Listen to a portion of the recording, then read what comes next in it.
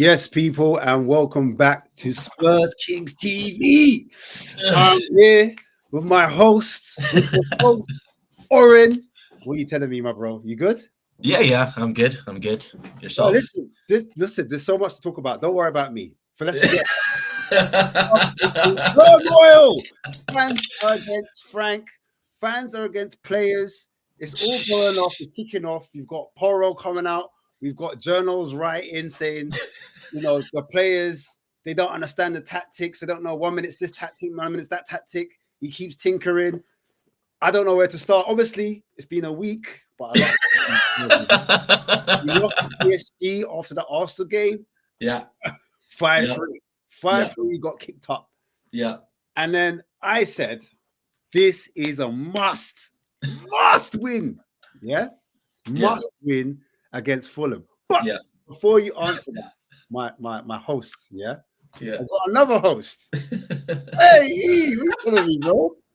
I'm hearing a lot of musts, bro. How about we must start the show on time? How about that, man? There's a lot of musts going on. What? You take like you ain't black, man. Huh? I'm the master of punctuality. I'm just saying I ain't never been late to a show on this channel, man. Other channels... I give this to Marlon, because Marlon has been late a couple of times. I ain't heard No, but when it comes to this channel, I'm always on time, all right? Because I have to be on time. Can't lie, I was doing other shows. I apologize. I told the host from the other show, I'm running over. I've got guests waiting. Damn, so you care about the other shows more than this show? Fair. All right, fair. I hear it. He's ready. Elijah's ready. He's ready to break some eggs. He's ready. Elijah ain't here to play. He's got things to say. We got Andrew. Andrew, hey guys, how are you? You all right? Yeah, we're all good. You're mobile, huh? Huh? You're on a mobile phone. What's going on? You got the vertical. You got the black bars going on. Yeah, I'm on my fold phone. Yeah. Okay. You got to rotate this way. I want to see it. No, leave it the way it is. It's fine. You sure? All right, Oren's the host. Yeah. Because if he turns it around, it'll look weird. Trust me.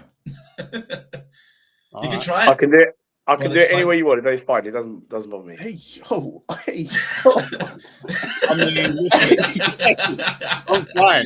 He needs a phone. He can go sideways. Yo, bro.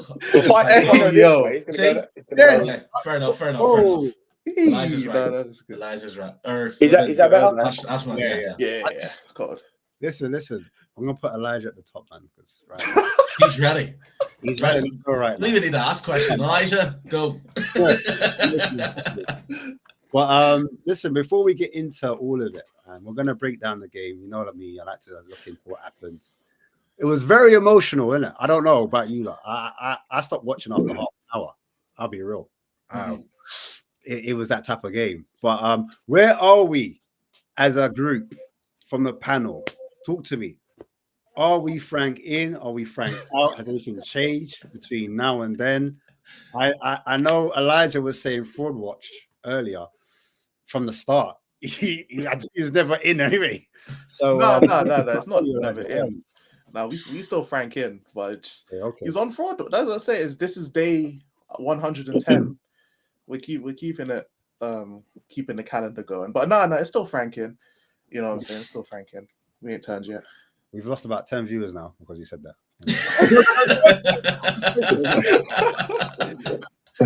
Which part? To be fair, both the things I said could make you lose viewers. I'll be the bad guy. So right, isn't it? Just for the purpose of the show. Oren, Frank in or Frank out? Still give a manager time, so I'll have to say Frank in. I think he still deserves enough time. So yeah, I have to say Frank in. All right, cool. We'll get into it. Don't worry, we'll get into it. And my friend Andy, what are you saying? You're not out, shake it all about. I know. You good? Everyone all right? Yeah. I want to know where you at. I'm all right. Listen, at the moment, I'm franking. At the moment, it sounds shaky. Listen, I think I'm the one that's been arguing with everyone about Frank this whole weekend. It's been a nightmare, to be fair. So, but we'll obviously get into it, and I'll give you my reasons why I'm franking. Also, listen, I didn't mean to leave you hanging there, Chris. I apologize. All right. Apologize. Did something wrong, but never mind. Listen. We're all one family, yeah? Apart from supporting Spurs, that's what I did wrong, but that was about 4 years ago. So. Where do you sit on this lovely panel? Are you in or out? Where are you? If I say I'm in, it makes it sound like you're sort of condoning what's happened in the last few weeks, right? But I mean, I'm not on the Frank out. Yeah, I'm not Frank, but I'm somewhere in the middle in the increasingly concerned camp, probably. Frank doubt. Like all of us. Everyone's doubting. I mean, I don't like saying when I started. If I tell you when I started doubting Frank, you're gonna start getting mad, isn't it? What's that mean? What does that mean? The first day, basically. Not the first day, no. But the first time I watched a Thomas Frank game and I was like, what's going on?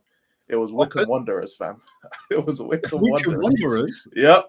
If you might will forget that game, bro. Hey, after that game, I was like, what is going on in this? And then like it cooled down for a bit. It cooled down, and I was like, I was tripping. Pre-season. Oh my! That wasn't the start of the fraud watch. The start of the fraud watch was the PSG game, but it cooled down a bit, and I was like, all right, cool, no problem. Maybe I'm just tripping. And then Bournemouth happened, and then I was like, yeah, I wasn't wrong, bro. I was not lying to myself. All right, quickly. Let's just talk about PSG because it's been a week. Quickly around the room, like, what's your thoughts on that PSG game off the back of the Arsenal game? And Oren, you can start off, and then yeah, go on. It was a surprise, but I think in a weird way that Spurs still lost the game, but the thing is, it gave everyone hope because Spurs at least tried. Still scored 3 goals. Bergville, Gray, they kind of shone that night as well. Even Richarlison to a point, and a lot of fans were thinking, okay, they lost 5-3, pretty much down to 2 mistakes from Romero, the penalty and playing that pass to Sarr. But I think fans were left going, right, Frank's finally got it. He finally has it. He's got the engine room. He's told the players what to do, and they've done it right. And then Fulham happened. And you're like, so after the PSG game, I was like, okay, Spurs lost, but there was things that fans couldn't get excited about. Scored 3 goals. Callum Mawani scoring the 2 goals. When I first saw that lineup, though, I was like, why does he keep leaving Xavi on the bench? I mean, PSG, he's played there before. Why has he left him on the bench? But yeah, it was a weird game. Spurs lost, but as I said, personally, I thought he's got it now. He knows what to play. He's seen it. And then Fulham happened. That's it. Yeah, because that kind of interlinks to my next question. But yeah. We get there. Yeah. I know what Chris's thoughts with the whole PSG game real quick. I think that's my thoughts on Spurs generally. It's just like, yeah, I mean, there were some small positives compared to the previous games, right? We looked like we might have a vague idea or at least a vague idea where the opponent's goal was, which was a little bit of a step forward. But just generally, yeah, sure, the Fulham game happened. I don't want to get too much into we are going to get into reviewing the whole thing. But yeah, I just think this is symptomatic of the squad where 1 minute we might be a little bit better, the next minute we're terrible, we can beat Man City, we can lose to Fulham. That tells me that the squad is pretty average and it's capable of performing better and it's capable of stinking the place out. And that's where we are. So against that, you have to make a judgment on how much of that is down to the players, how much of it's down to Frank, how much of it is both. Yeah. And where you sit on that, I guess, defines where your position is on Thomas Frank at the moment. But well, you've literally just gone right into it, and very shortly as well. I respect it. I'm gonna go straight into JJ, our new guest coming in. Big yourself up. How you doing, my bro? You good? Yeah, not too bad. It's been a while, so yeah, thank you so much for having us on. Yeah, especially after a great result like that, I'm looking forward to it. So I'll ask you straight because, like, Chris touched on it, and he said player quality, squad quality. Now, we were told that Thomas Frank is meant to be the guy that kind of squeezes that lemon and gets the most amount of juice of what he has already. Do you understand? Do you think that it is a player quality thing for Thomas Frank? Because at Brentford, he was overperforming. He was getting Brentford over the line. He was getting them up the table. And so the narrative was, we're going to get Frank in. We're going to give him the start because we did lose Maddison, as people would say. We lost Kulusevski, we lost Solanke. But on the other hand, we can say we got a Xavi, who he hasn't used a lot. We also got a Moani, who lots of people respect and rate. And we also got Mohamed Kudus. Do you know what I mean? So is that quality player issue? Does that really stack up in your opinion? Where do you sit on this whole thing? I think for me, we've got to remember Thomas Frank, when he was hired, he was hired under a different ownership and under a model where it would have been, the budget would have been set as in, look, we're not, we need you to get more in terms of what we're going to have, because we're not going to compete at the top level for the top players. So I always felt when he was given that job, he was the right man because he was going to be able to do that. The problem now for him and for the club as a whole is they have just moved completely away from that. That, they've booted Levy out the door. They've now gone into this model that actually, no, we've had enough of this, because we've never heard from, since they bought the club, we've never really heard from the Lewis family or the Lewis Trust or anything like that. So the fact now that they've come in, you almost then have to sort of a little bit be worried about Thomas Frank, because you're looking at it and you're thinking, well, are the owners, have they now stepped up because they want to take the next level? Because if you look at what he had at Brentford, he didn't have a Xavi Simons. He didn't have a Kolo Muani. He created them. And under the previous ownership, that is what he would have been told to do, is take Bergvall to the next level, take, Sarr to the next level, take these players to that level, because that's what we want. We are not going to, in effect, buy these players. We're going to get you to create these players. And now that Levy is gone and the Lewis family are in charge, you have to sit there and think, are they buying these players because they've looked at these players and in their prime, they are higher than what we would normally purchase. If you look at it, in years gone by, we would have never gone and bought a Kolo Muani. We would have never gone and bought a Xavi Simons. We would have bought, like we have done. James Maddison's a great player, but let's face facts. He was bought from a team that had been relegated. These are the things that we're starting to see more and more of.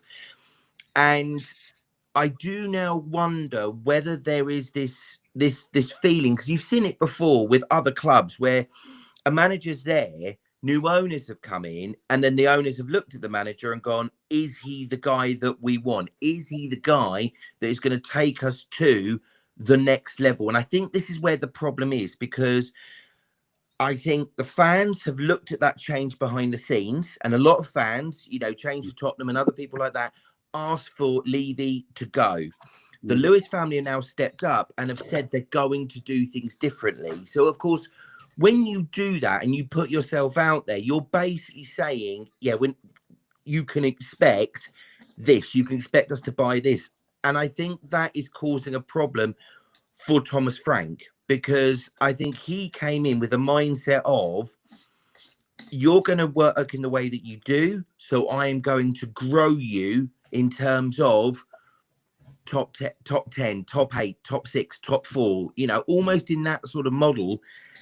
And I feel like the business that we've done might not be suitable to him. And it's that question now where the club sees itself, because if they're prepared to back him and give him that time, then I think the club need to come out.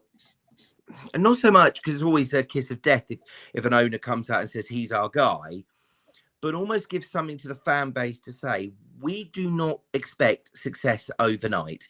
We're going to get the pain, but we back him, and we back him in the same way, as I hate to say it, as Arteta, because Arsenal hated him, didn't want him, wanted him gone. They're not wanting him gone now. And I think that is where the club needs to decide if they want the success now, or if they're prepared to wait 4 or 5 years with it, because that's what I think a lot of fans need to know as well. Cool. Coming to Andy, just off the back of that. We're obviously playing Newcastle next. We've got Brentford Horizon. You can't make this up, bro. Like, Brentford Like, if we lose those next 2 games, he's gone. He's gone. Because what you just said, it's all very well handy. Do you know what I'm saying? Give him time, blah blah blah, Arteta, etc. etc. But let's be real, man. This is Spurs, and already you're seeing players. Go on, Ash. You know, I came on the show about a year ago saying the same thing about the players, and I don't think it makes any difference in terms of right now. There's one common denominator every single time we talk about new managers, and it's the players. And it's B-rated players that we've signed from a year and a half ago, 2 years ago. I keep on saying this every single time. Don't get me wrong. I wanted Ange out. I was very open saying I wanted him out. I think 22 losses is not... I mean, it's you can't come back from 22 losses, in my opinion. So in terms of his management, he was very stubborn. He went against the fans, kind of similar to what you know Frank done on the weekend, but and it was just right to move on. But the honest truth is, I'm kind of sick about talking about managers every podcast I come on. It's just like, it's funny actually. Eugene done a funny comment saying, "Don't be positive." I can't be Frank out if we've had him for 5 months and he's literally had no resources. I'm sorry. Like, the only time I would say that I want him out, I'll be honest with you, if we lose the next 2 games and it is openly clear that the players have lost, the players don't respect him and he's lost the dressing room, that becomes a different ball game. Now, the same thing I said about Ange Postecoglou. I said I'll give him 2 years. And the reason why is 4 transfer windows. We have a lot of crap in that team. And unfortunately, it's like what one of the comments says, you reap what you sow. When you're going for B-rate signings, instead of when we wanted Pedro Neto, we got Odebear. When we want Eze, we get Xavi Simons. You're saying from like even... I'm saying the common denominator is the players. That's what I'm saying. We can change managers every year. Every year. Well, I promise you, they will have a manager bounce and then they will revert to type. I keep on saying this. In terms of if we can see he's not good enough. So, for example, you know, I personally didn't think Ange's coaching was good enough. 2 years, we lost game after game after game. Yes, we won the Europa League, but in my opinion, I mean, we were second favourites for the Europa League. That's not my opinion. That's a fact. And we should have won the Europa League. It was out of us, AS Roma, and Man United. The honest truth is, I just feel like we should give him the time unless he has lost the dressing room. If he gets battered at Newcastle, goes to Brentford on the weekend, and you can see the players are not playing for him, that's a different ballgame. But for me, I'm always about giving a manager the resources, first of all, time, second of all, and back him. Okay, so like without those 3 things, you can get any manager in the world. You get Pep Guardiola, yes, you'll get a manager bounce, 100%. Yes, he's an incredible manager, 100%. But when you look at the amount of managers we've had, surely we have to look at these players and say, okay, Sarr, not good enough. Bergvall, not good enough. Johnson, not good enough. Richarlison, not good enough. Bentancur, not good enough. Listen, does anyone... Look, panel. No, let him finish. No, I'm letting him land. If anyone disagrees with what Andy is saying, please. Only on certain players. Please. So I get... Yeah. To be fair, the only ones I the disagree with is personally. possibly Sarr and Bergvall, purely because when you're young players and you're coming into the carnage of Spurs, you can kind of understand difficulty. But outside of that, it's very hard to disagree when we still have players from Pochettino. So when you're coming to a point where Pochettino was so many years ago, and we've got players from them, But it's it only needs one, to isn't be it? somebody It's of his pending. squad. It's only one. One player who doesn't play. And that's Davies. No, but Austin, I think Austin was there as well. He doesn't play either. Sorry. So that being said, are you saying that you like Bergvall and Sarr? Is that what you're saying? I think, to be fair, if they were... The problem that you've got with those 2 players is who they are. They're not being played, I think, in the right positions. I think Frank and Postecoglou weren't really playing them in those positions that suit them. But I think the other problem that you've got, and this is why I agree with the other side of it, when you said about Bentancur and you say about Johnson and you say about Richarlison, absolutely. And young players develop better when they are playing with or being challenged by better players, and that is that is where the issue comes into it. Can I ask you one question? I just want to ask you one question, and it's the same question I go back to in the WhatsApp groups and everything else, right? Do you think now we're going to take out Kudus and we're going to take out Solanke? Take out those two players. Give me anybody from midfield to attack that will get in any top 6 team. Sark Bergvall doesn't get into any top 6 team. I'm sorry, they don't get into Villa, they don't get into Newcastle, they don't get into the top 3 at all. When you look at the other players, I like Paulina, but I don't think he would get into a top 4 team. But I'm asking you simply, apart from Kudus, I think he's been our best player in certain games this season. Give me a midfielder or an attacker to take out the back 4 that gets into any top 6 team. I think you will struggle to give me a midfielder or an attacker, apart from Solanke and Kudus, who gets into any top 6 team. Now, before you answer the question, just think about this. If you are struggling to answer that question, and it's not Kudus and it's not Solanke, why do we expect the same players that are reverting to type under every single manager, under the last 2 or 3 managers, 4 managers? Why do we think that they are good enough? I understand that they're young players. I understand we need to give them time. But we are starting these players and expecting them to progress. So I'll ask you the question. Apart from Solanke, apart from Kudus, please tell me what one has the ability to start for any top 6 team.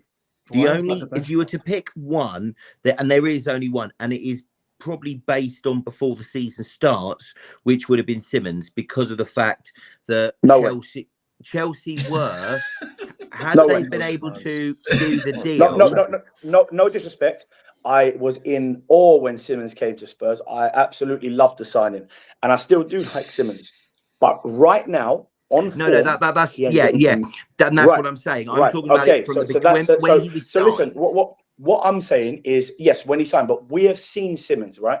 So we're looking at these players now, and we're saying, okay, I've seen what Simmons can do now. So then I ask you the question again. Apart from those 2 players, which player, and you can go through the squad, I don't care. Apart from those 2 midfielders to attackers, please answer. Which players? Picking up Solanke, but he's answered. Top 6 team. But he's answered. No, but then and you're absolutely right, and that highlights the issue. So why do we keep on blaming managers? Why? No, that's a fair comment, and that's the thing. But that isn't. It's not just if you're bringing it down to. You can't bring it down to one specific area, and this is where now, particularly at the top, a decision has to be made, because they're the ones that have continued feeding this appalling decisions on managers and players, and absolutely with that. But that is where it has to come to. They now need to make the decisions on the next players that we sign. Cannot be a knockoff from another club because nobody else wants them, or another club because they've been relegated. We have to be, and to be fair, when you look at, you take Semenyo, for example, yes, we are very unlikely to get him, but come January the 1st, or even before that, we have to be in the mix with a deal pretty much bang on 1st of January. Your release clause is this is what we will pay. And that is the simple thing. Regardless of whether you get him, that is what you do. You go for the likes of that type of player, because then that changes the narrative. I understand. And you're right. But the only issue with that is, and listen, Semenyo would be a dream signing for us. The only issue with that is he turned us down in the summer, and that's official. That is literally coming from the Telegraph that say he turned down Man United and Spurs. He's looking at Liverpool. He was looking at Arsenal. He was looking at Chelsea. He literally turned them 2 clubs down. So I don't think that is a possibility. It probably isn't, but you can then look at like the next one, like Yildiz from Juventus, a star quality player. But again, he's young. Again. That's the problem. No, but, and then when they come to the Prem, we're going to say, but they're young and we need to give them time. So if we really want results, and by the way, losing at home to Fulham is not. It's not okay in any way, shape, or form. Now, in terms of when we're talking about the manager, and it's the only reason why, because I was having an argument with Tel from Tottenham away, and the guy just wants managers out every minute. He wants managers out every single. And I'm saying to him, we have these conversations every 2 years, and it's boring me. And now I cannot blame the manager for Vicario coming out and doing not literally not even doing the basic of kicking the ball out. That is not Thomas Frank's fault. He's literally made an individual error and a stupid error. And it's like his head, he just loses his head. The same way he nearly cost us in the Europa League final. I can't blame managers for doing these stupid individual errors. I just can't. What I'm saying is the only way I would be saying Frank out this early, because we haven't given him time, we haven't given him resources, we haven't given him the backing. The only way I'd be saying him out is if the players are literally saying, yeah, we're done. Like we're not playing. Before you guys carry on that conversation, I'm going to bring the other panelists in real quick. I've got Eugene and Elijah and Chris. I want to get their opinions on the whole XG kind of point where some people don't like XG. They're saying that we've got the worst XG since those records began. I think it was against 2 games that we had. But like looking past that, in terms of like chance creation, because that's something that's a bit more tangible, that's pretty low under Frank. Do you think that's down to him in terms of like the way he's setting up? For example, we've done this 4-2-2-2 and we've gone to a 4-2-3-1. He keeps changing it, keeps moving it around. Is that confusing the players? Is he maybe not getting the best out of certain profiles? Is he misprofiling players? The fact that he's going with 2 strikers instead of maybe 2 wingers to fire across into a box, is that affecting our opportunities higher up the pitch? I think that's, to be fair, when you look at what he's dealing with, going back to what he was asking Elijah and me, but yeah, go on. Why don't you? Oh, sorry. Go ahead, Chris. I was just turning into an Andrew. Yeah. Sorry. It's been a while. I know. No, I let Elijah go. You go, mate. You go. I always give him credit for like changing stuff up, but this is why, like, not to say that I didn't want him, but like when I hear a manager's greatest strength is adapting to the opposition, that's automatically a red flag for me, because that means you don't have a set style of play yourself. Like all the greatest managers, or like you don't even have to go to the top like percent, because Frank will never reach that. But even like just the better managers of today, they have their own set style of play, and then they'll change from that if they need to. If your greatest, like let's say like your main weapon is adapting to what the other team does, that just means that the players are getting new instructions every game, or at least every couple games. And when the players are not used to like a set structure, or they don't have set instructions of what to do, it just creates confusion. And you see that on the pitch, like the players don't know what to do. Like sometimes Sar started off the season basically initiating the press and doing all that stuff, and he was playing well. He was one of our better performers. Then he had to play like the Bentancur role and basically just sit deep and try and be a passing option and all that. And now it's not working out, and we don't know what's happening with Richarlison. Sometimes he's starting off the left, and sometimes it's like we play a 4-3-3 with no left winger. We have Bergvall out there, who's like a pseudo 10, or we had Xavi Simons, who's like a left attacking mid. And it's like, when it changes too much, the players just don't know what to do sometimes. And that kind of links into the creativity problem, because I don't think we have a goal scoring problem. I really think it's a creativity issue. I think the players just don't know what to do. And when you're changing it up a lot, when it works, it works. But when it doesn't work, it doesn't work. And I think that a lot of Thomas Frank's vices were probably covered up because he was at Brentford. It's like a double-edged sword. He got Brentford to where they were, and he deserves the plaudits. But the potential vices we didn't see because we don't care about Brentford. I don't know about you guys, but I couldn't have given a flying fuck about Brentford until Thomas Frank got appointed. That's just me, though. I can't speak for everyone else. So any of his potential vices, which is things that we're starting to see now, we wouldn't have known before.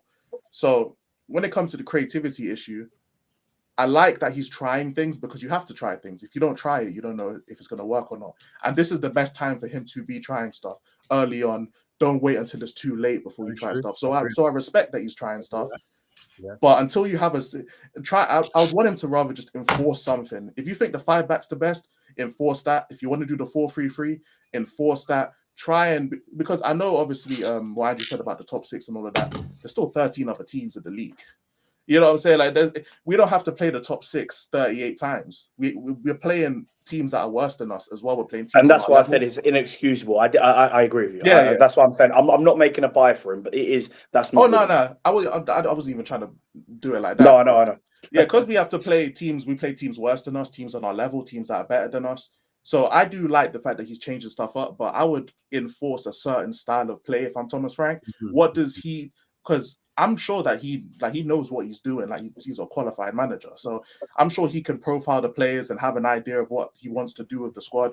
Just enforce something that we can do, whether we can try it out against weaker opposition, and see if it works or something, instead of just going from formation to formation all the time, and we're playing 5 backs and then we're playing a 4 back, and then it's just not working. So sometimes we go long ball, sometimes we're trying to play out the back, and it's like it doesn't work. Sometimes we'll have Pelini and Bentancur, and then we sit back, and then we'll have like a Sarr and a Bergvall who want to carry the ball and run, and it's just constantly changing, and it gets frustrating. I feel like you're right. He doesn't really know his strongest 11 at the moment.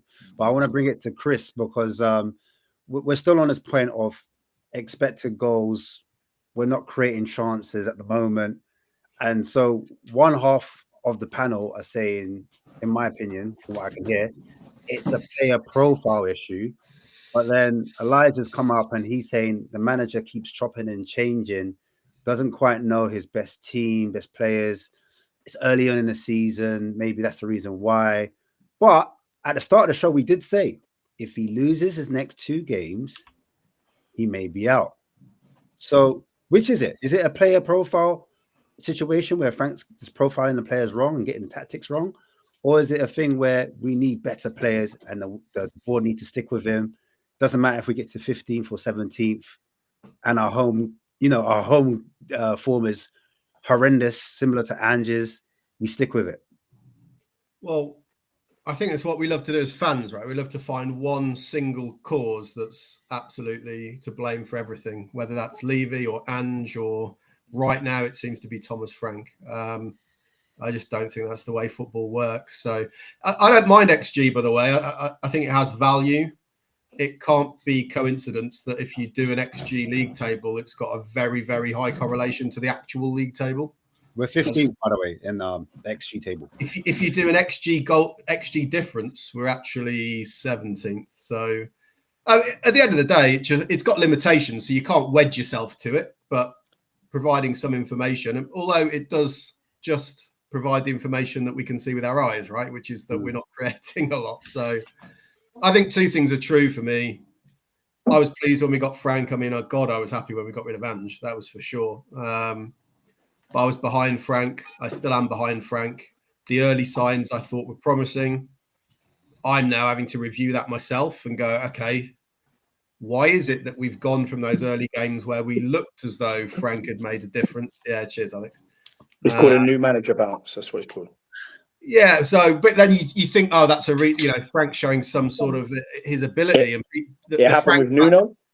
It happened with Ange Postecoglou. It's the same every time. Sure. So, but the real Frank, massive Frank fans would say this is what happens when you get a proper manager who organises you properly. But that's faded away. So, like I said at the start, really, you just have to then decide how much of where we are right now and the struggles we are seeing, are you going to apportion that to Frank, or how much are you going to apportion it to other areas? I think there's a lot of blame to go around a lot of places. For me, I'm still behind Frank. I'm not going to say that means he's not above criticism, because some of the crap that I've watched, I'm a season ticket holder and go to about half the away games. Some of the crap that I've watched is quite astonishingly bad. I would have expected better from the players we've got, but I don't expect huge amounts from the players we've got. And I'll tell you one thing I will end on, Ash, at this point is when we drew with Wolves, I remember going on a show then and saying, this is what I expect at least until January. I expect loads more performances like this, because in reality, I think that is where we are with the current set of players that are available. Once we get some more players back, hopefully we can supplement it a little bit in January. Then we'll see, right? But I guarantee, for even those who are unhappy with Frank right now, if we'd have gone back to the start of the season and said, what's the minimum sort of amount of games you're going to give him? no one would have said 13 league games, right? So I just think it's way too early at this stage. We might get down the line and I have to hold my hands up and go, actually, yeah, he's terrible and it's not got any better. But I'd like to give him a chance to show that with some more of his players and some more of our better attackers who haven't been available for him at all. Oren, why is Frank persisting with the two up front, especially with Richarlison being such a hot and cold and divisive character at the moment between the fan base? Like, why do you think he's persisting with this particular striker partnership? And also, why do we spam so many crosses into the box? Is there not another way of kind of breaking the team down, especially against like a low block Fulham? You see, because I'm the second host here, so I'm gonna take everything that's been said so far. It's a mixture. I do understand, Andrew, about the players. Like, I'm very aware. I mean, Villa, not Villa, yeah, even against Villa lost. Chelsea, those players don't have heart, they don't have passion, they don't run for each other. And I do think that Frank tells them instructions and they just either they'll stick to it like robots, or they just won't do anything else. And I've noticed that. And like you rightly said, you can't blame a manager for Vicario doing what he did. You can never do that. I think what the thing is, though, those players that Spurs have, even if people don't rate them as high as top 6 team, that's fine. If you can say Bergville is on a top 6 team, or that's fine. But Frank wasn't managing a top 6 team; he was managing Brentford. So I would think that he would be able to get the best out of those players. Mm-hmm. And so I personally think, watching that Fulham game, and this came across, I don't know if anybody in this panel or anyone in the comments were at the game or you watched on television. What was the formation? The pundits, Alistair Goal, I watch Alistair Goal a lot. Yeah. And he turned around and he said to his other journalists, and they were both looking, going, what is this formation? We don't understand it. Yeah. Bergville and Gray were asked to push way high up, which he's done that before. I'm not sure against, and they were completely exposed. Richarlison and Colin Mawani, maybe they were meant to be on the left, one of them, but then Spurs went down a goal like within 3 minutes. Yep. So then they both drifted in.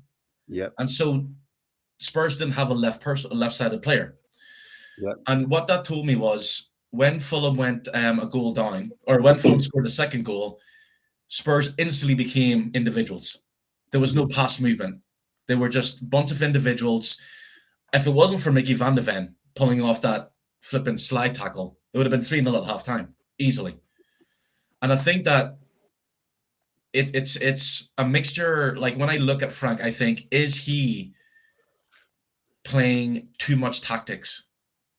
I get because if he looks at the players, and Andrew, Justin, if you're right in saying that Bergville and Sarr and these players aren't top 6, which is fair enough, I get that, then why would you give them so much instructions? You would say, right, not to them, I know you're not top 6, but I'm going to give you basic instructions and you're going to do the perform. Because when Bergville, the second half, when Bergville dropped a little bit deeper and he became the passer of the ball, he set his goal. He starts spraying that ball. And I'm thinking, right, why couldn't you? I mean, you can see that. You can see Bergville can do that. So why don't, the whole fan base was saying, right, Bentancur and Palhinha, play one of them. That's the manager then. That's on the manager. Yeah, that's what I'm saying. It's like Frank is going against, he just needs to go, right, let's just build a team, keep it simple, stick to one formation. And which leads me to think, I think maybe Frank has too many players. At Brentford, these players were all hardworking, they weren't flashy. And he's come to Spurs, which is a bigger club, and Spurs have provided him with the players, and he's going, right, I don't know what to do. Spurs lack creativity. So what does he do? The player that Spurs went and bought 50 million for, yes, he might not be Eze, he might not be world class, but he's still bought to do creative. And I would understand if Xavi was struggling, but he was finally finding form. Play him. Why put him on the bench? Yeah. I know we don't like the expected, whatever, but in terms of in the actual positions where they can create to hurt teams to pay for those forward passes, Xavi was hardly on the pitch against Arsenal, against PSG, and then now Fulham, where we expected him to start, and he's third in terms of being our most creative player in terms of the through balls. We've got 4 through balls all season. Yeah, 3 of those through balls have come from Xavi Simons. So guys, why are we not playing Xavi Simons? But here's the thing. I just want to say as well, I've noticed something. Pedro and Kudus don't link. They can't, because the one thing about Brendan Johnson was that he might not be someone with end product as such, but I'm looking at Kudus. He doesn't exactly. Yes, he scored that goal, right? But he doesn't have. I think 16 crosses, 2 was good. Yeah, he doesn't have end product. And I'm looking at the match. I'm thinking, right, Pedro Porro can overlap, but he's afraid to, because he knows that when Kudus gets that ball, Kudus doesn't look up. Kudus will beat a player, come back and try and beat the same player again. And I'm like, right. So Pedro's like, if I make an overlap and Kudus lose the ball, I'm going to have to track all the way back. So I'm just going to stay here. And Kudus and Pedro Porro had 19 crosses. 2 was decent. So where's he taking those crosses from then? Because if it's like, I don't know. It just seems to me that when Spurs right now are playing as a bunch of individuals, it's hit and hope. There's no structure. There's no, I see you running, I'm going to make a pass, or I'm going to run to space knowing with the ball. I'm going to cross just for the sake of it. Fair enough. I mean, look, the way I look at it right now, I'm just going to break down the game a little bit, because there is. Look at that! Like, what is that? So yeah, at the moment you've what got is that? Archie Gray on the ball, and this is what you're talking about. What is Are that? the players in the right positions? Anyone can chime in here. This is a group discussion. Yeah, but, I mean, I don't know what the hell I'm looking at. Archie Gray, okay, I'll tell you. Archie Gray is on the ball at the moment. Yeah, 14, and he's basically one of the 3 of the players of, like, you know, the centre back. Sometimes we set up in the 3, and it's a 2. It's meant to be a 3-2, and then the 5 are meant to attack in front of it. So at the moment, Archie Gray is in that kind of defensive line, and then you've got Paulinho in between 2 Fulham players, and to his right you've got Kudus on his right, and then further forward you've got Pedro Porro, is slightly ahead of right, making a large triangle in it. So basically, the reason why the triangle's there is because you're meant to sometimes combine. So when you're making a triangle, you're trying to overload one side, you're trying to outnumber the opposition's press, and then you pass around them. So it's not always a 1v1. Sometimes you use the players to pass around players, if that makes sense. Yeah. That's that wide triangle on the right-hand side. Porro's pinning, obviously, the fullback. Kudus is in space. But Archie Gray is facing Paulinho, and Paulinho's body shape is wrong, because Paulinho's not the profile to get on the half turn and turn into the space. Exactly. You pass it straight to Dan. You'll pass it back, exactly right. You'll play it safe. You'll play it back to Danso, and then you've got obviously Van der Ven playing quite close to Danso. On the far left, in the middle, you've got Bergvall playing in that kind of 8/10 role. We're not quite sure where he is. he's hiding behind a player and the ref. And then, yeah, exactly. And then you've got the doggy far left, out wide, and then the front 2 in Richarlison and Moani. So for those people that are saying that, Frank, he's trying to get it right, whatnot, could you guys probably explain this? There's no midfield. Remember, actually, when this was first happening, I was always talking about the midfield, and it feels like we ain't got a midfield where we play. Look at this, bro. Like, where's the midfield? There's a huge gap between the front 2 and then the wall of Fulham defenders. There's just a big gap in the middle, and there's no one there. This is how we got hurt against Arsenal. Literally, yeah, but Bergvall's not even in a bad position. The problem is there's a huge chunk in the middle of the pitch, and there's no one there. And it's just such a. I think Spurs' performance have just been like this. I think we do need to understand that Frank's only just turned up. He's trying every which way. I'm not kind of like. I agree. It is a problem. But what do you want the man to do? He's got players that are. He's got. I agree. Keep it simple. But he's got players that are below par. He's trying every system. Don't get me wrong. He messed up big. If the players, I understand what you're saying. If the players are below par, then you don't try and overcomplicate things. You keep it simple. How much below par? They're only below par because he has fault. I'm not saying he doesn't have fault. I understand. I understand what you're saying. What I'm saying is, we can't blame the man for trying all these things. He's only just turned up at the club. But we can't. But yeah, but okay. So what do you want him to do? Like I'll give you an example. Keep it simple. I've already said what I want him to do is keep it simple. I understand, and you said that 3 times. I completely get it. But what? But you're not let's say for example, Wolves at home. Okay, at Wolves at home, he played 4-2-3-1. He went with 2 pivots. It didn't work. Right. Okay, and then the following game after that, he tried to play with 2 number 10s. Again, didn't work. Right. So the only time that the double pivot actually worked was against City. But if I'm being honest, yes, we won the game, but City were quite poor. So any team that sits back into a low block, I mean, looking at that. As we are, our centre midfielder is basically sitting at centre back or stroke right back. One of them is 25 yards away from him. The hole in the middle of the park is the reason why we're conceding so many goals. There is such a disconnect between the defence and the midfield. And yes, that is Frank's fault, 100%. But I do understand why he's trying to mix and match. Yeah. What I would agree with you is he probably should play a specific team and try and get simplicity out of that specific team. So I do believe that he's been wrong for certain lineup changes. Simmons should have had more time. I do agree with you a little bit that he shouldn't have changed it as drastic as he has. But I also give him a little bit of credit because he's basically trying 4 or 5 different formations, different which ways to try and get the best out of the team. Now, I don't like that Paulinho sitting, because basically sitting as a centre back. That should be Romero. Is that Romero next to him? No, that's with the ball. Romero wasn't playing. Sorry. Danzo, right?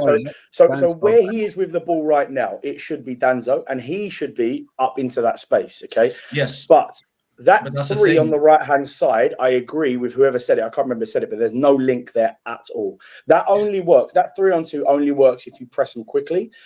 We're too slow in the build-up. Again, this is Frank's fault. I'm not saying that Frank is not at fault, but I do respect him a little bit for trying to do this. I hated the performance against Chelsea. I thought he killed us against Arsenal with playing 5 at the back. We went into their hands.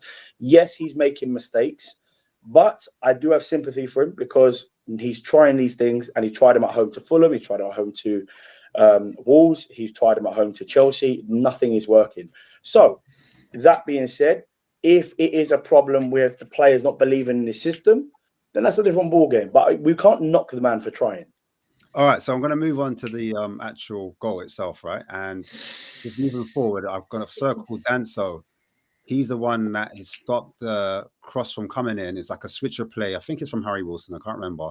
But he's got his head on the ball, and you can see Paulinho's running towards him. And I think in this instance, in my opinion, a soft cushioned header into Paulinho, or even a control into the chest, like bringing it down, could just give us a possession. However, he headers it, and then that ball breaks forward past Paulinho, and as a result, a Fulham player picks up the ball, and now where all of a sudden we're being pinned back. There's 3 players overloaded on the left-hand side, and the ball's going to be progressed into the midfield, which happens straight in. He gets the ball, picks the head up, fires that ball down into the channel, and at this moment, we're still not under pressure. We're still not too badly set up because we've got 3 guys running back, and 2 of the midfielders are trying to get back into position as well.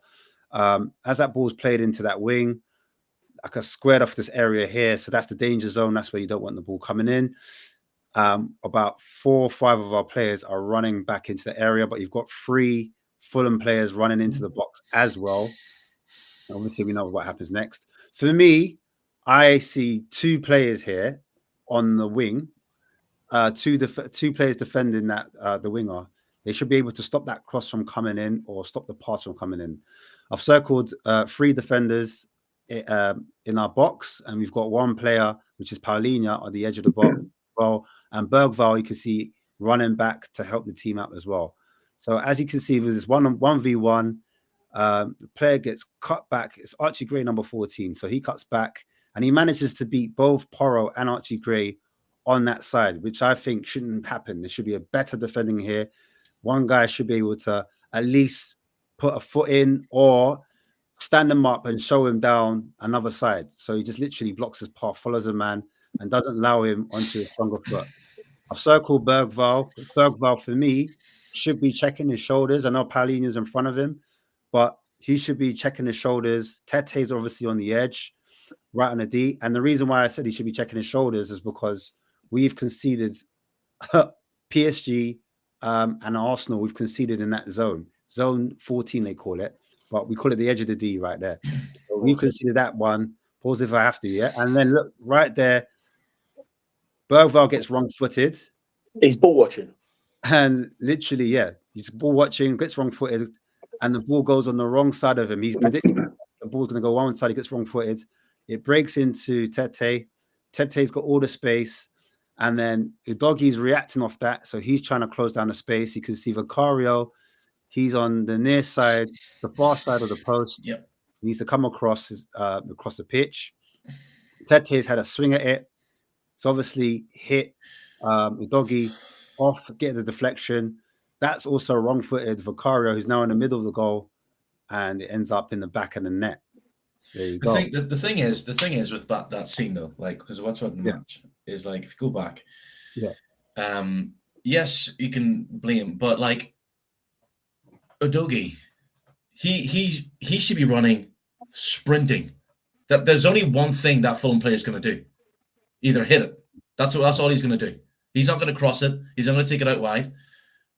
If you watch this in Udogi, he sprints and then he stops, and that's the deflection. If he'd have carried on running forward, he would have given the Fulham player something to think about, but he doesn't. Does everyone agree with that?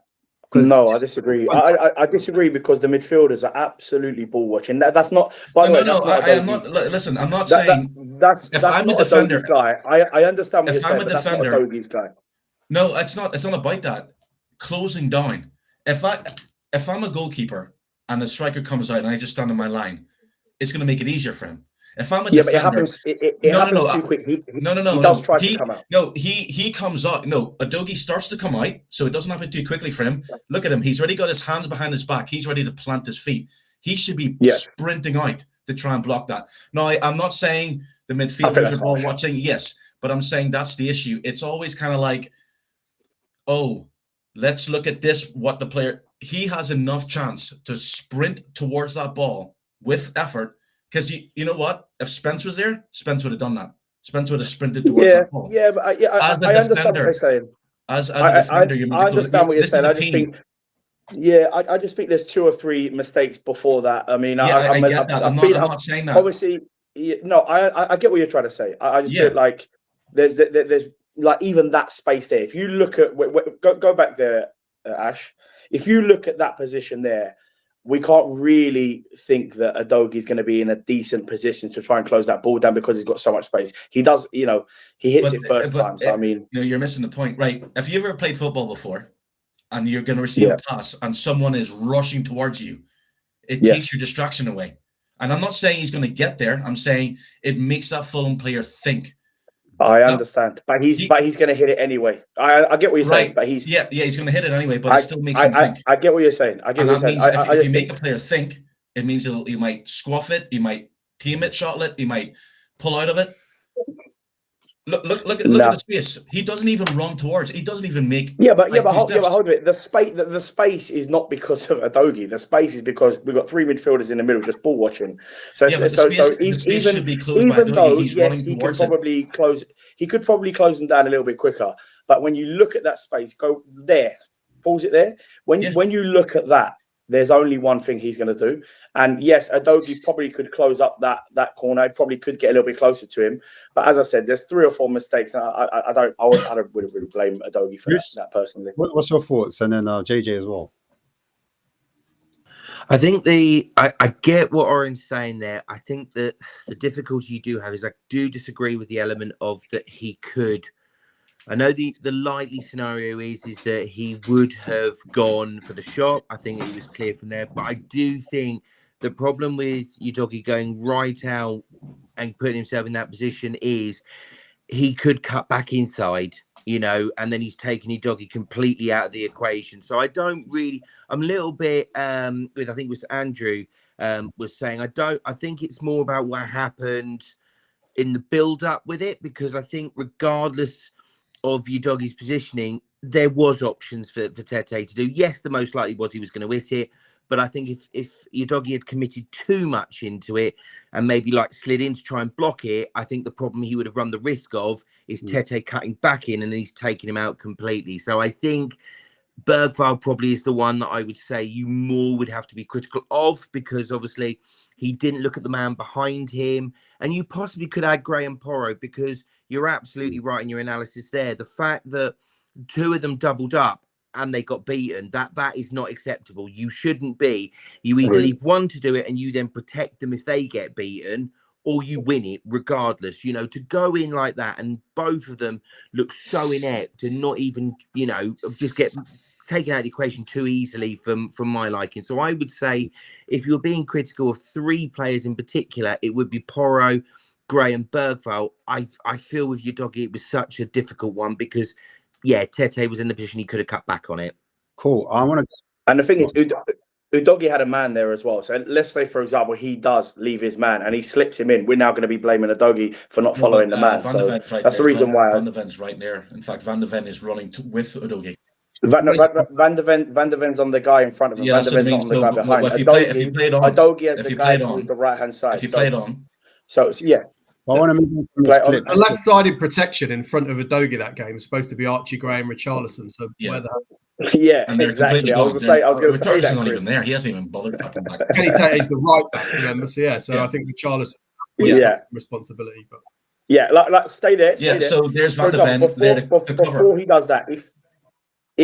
Now he's covering. But I'm saying before, you have to look at the action before Udogie was covering that man. But if you look at Udogie's position, now Udogie, he's not even running forward. He's running sideways.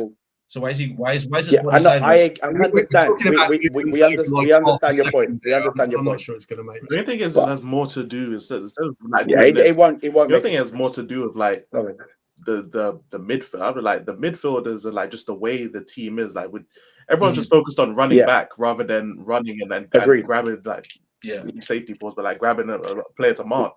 That's really the issue there. But like, look at them in the middle there. Just look at them in the middle. I literally look at like every midfielder. That's what Polinia, Gray, and Bergvall. They're all standing in the same spot. Yeah, like at least even Colomboani and Kudus. They've got the attackers have picked up players on the edge of the box. It's the midfielders who they're just so focused on running into the box just for the cross that they think is coming. So is that a player issue or is that a manager issue? Yeah, that right there, I would put as a player. It could be both.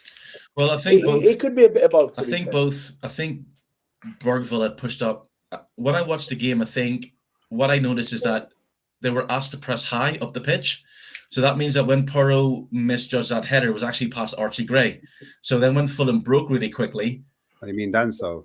When Danso made the header, it was to Archie Gray, I think. And then Archie Gray's running back. And then everyone's catching. So I think that's Archie Gray. I don't think that's Polinia. I think that's Archie Gray. He goes to header too. This one here. You're talking about that's Archie Gray. Now this. Oh, what Archie Gray there? You mean? Yeah. Oh yeah. So when that goes, if you look, Polinia's there's only 4 Spurs players in that position. So basically, the Kudus is there. I think that's Polinia on the way back. Bergvall's actually push up. So I think what happened is Frank has asked him to push all the way up to try and push. Donzo doesn't win the header, and then look at that. It's like 4 against 4. Technically, it's 4 against 4. So you have Spurs players running back because you're way caught. So that's the thing. So that's what I know. And that's what happened against Arsenal, Oren. That's what happened against every Arsenal. Spurs game, to be honest. Yeah, it's basically Frank has. I think look, there's Polinia. Bergvall only comes into the picture now.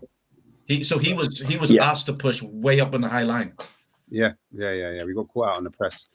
Who is it that said that they were just focusing on getting back? I think that was very accurate as well. They're not really focused on they're not focused on who to track, what to do. They're literally just focusing on sprinting back, and it's like it's a little bit calamitous. It's like, oh, we're going to get back, but they're not actually thinking, okay, I need to pick up this man, or where should I be marking? Because then you've got Paulinho as well on when you play that forward. He's also ball watching, and then you've got Bergvall also ball watching.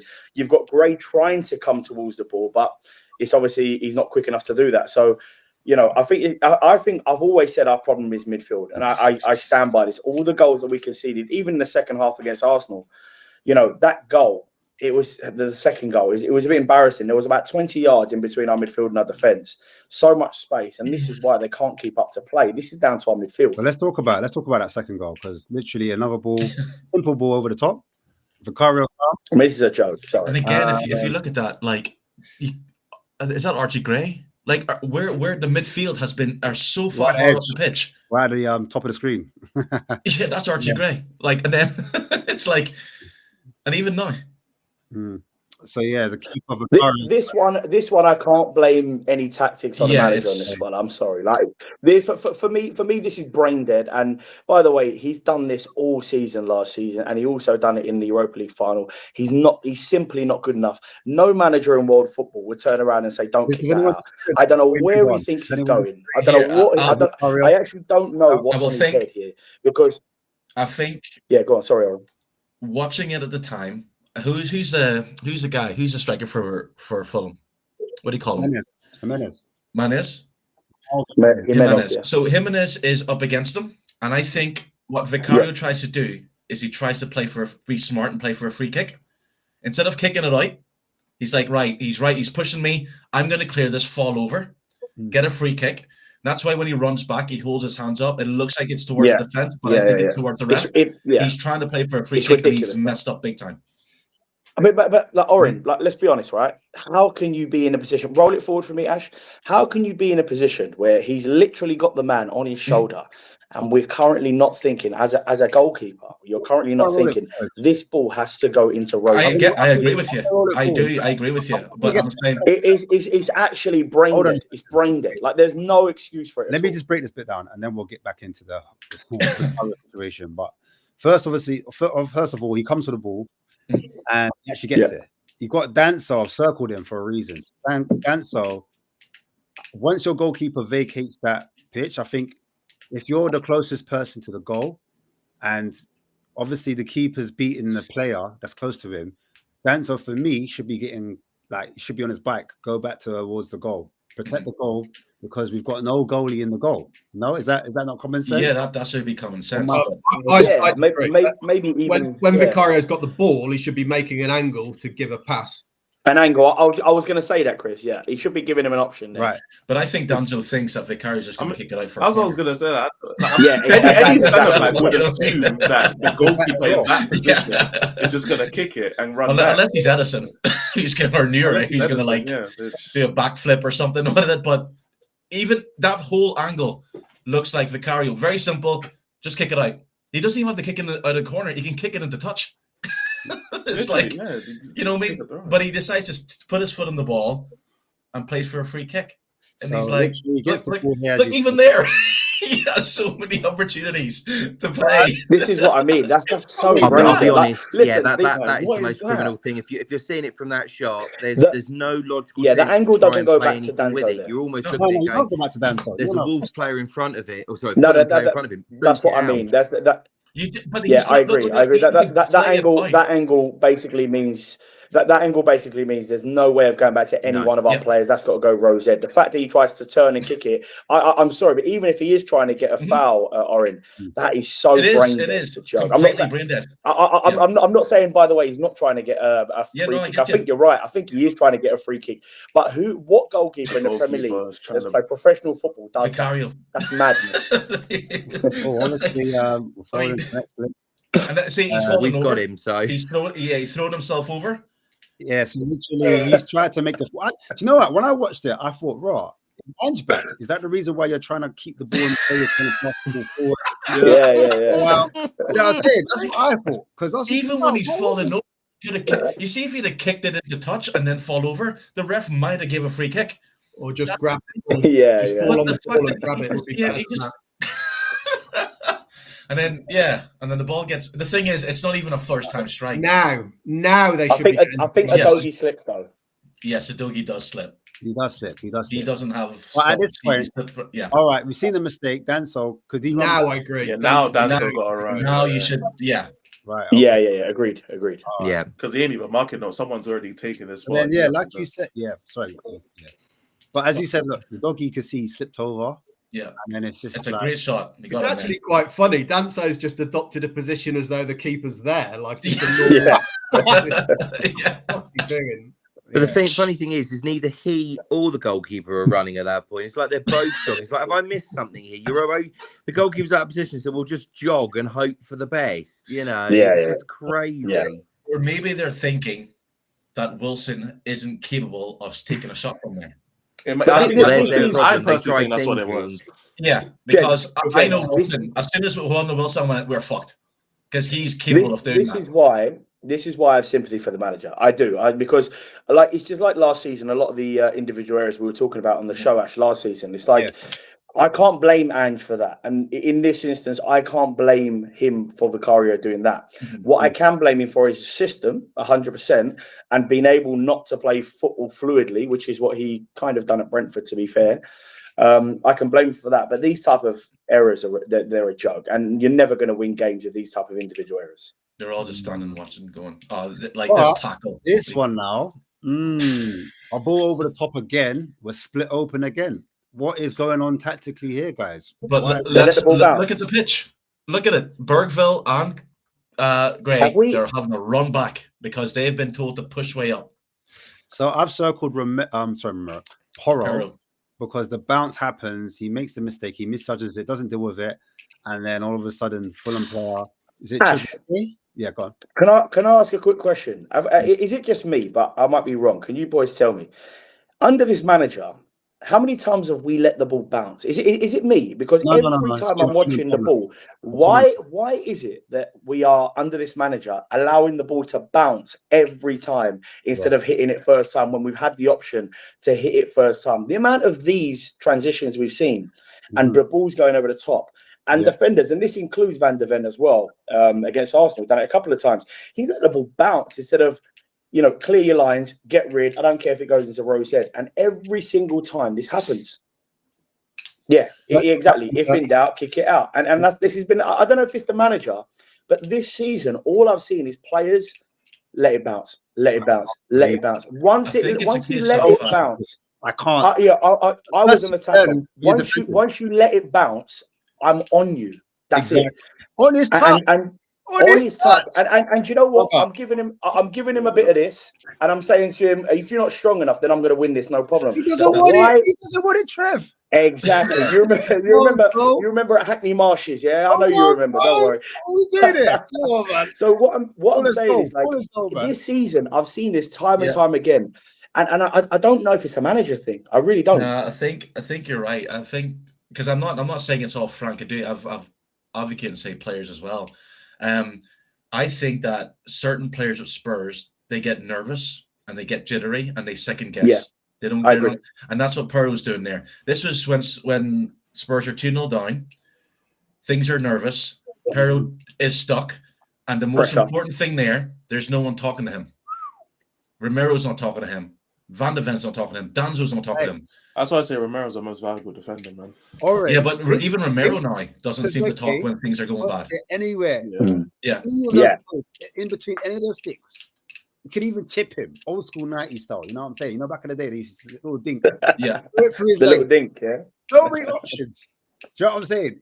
But he obviously decides to go around the keeper. And puts That's such a tackle. I Dumb didn't even show it properly, yeah, but look, I don't even show it properly, but the way he gets it, and then it looks like a red from there, mate. Yeah, it does look like a red from there, but he gets the ball. He's the Van de Ven. I think Van de Ven has practiced this. He's done it several times before. Yeah. He's practiced this to get that absolutely spot on. He gets this, like when he slides, he gets one foot on top of the ball, and then kind of traps it. Yeah, that's something he's practiced. Like he's just getting, like he's standing out. Nah, he's getting better. Probably won't even be here next summer. Oh no, you're right. I mean, like when he's performing that way.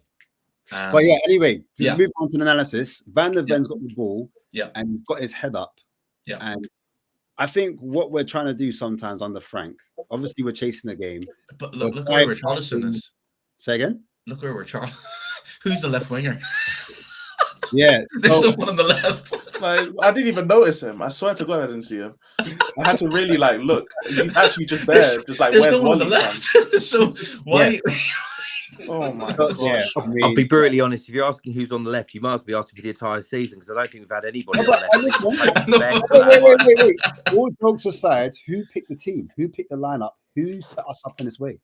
Frank. It's the manager. No, I'll be. Because Frank The even only left said- winger who actually plays like a left winger is Odegaard. See, That's it. Yeah, he's consistent with it as well. here's the thing. I thought this was just something that Richarlison, but again, I watched the press conference. Alistair Gold asked him.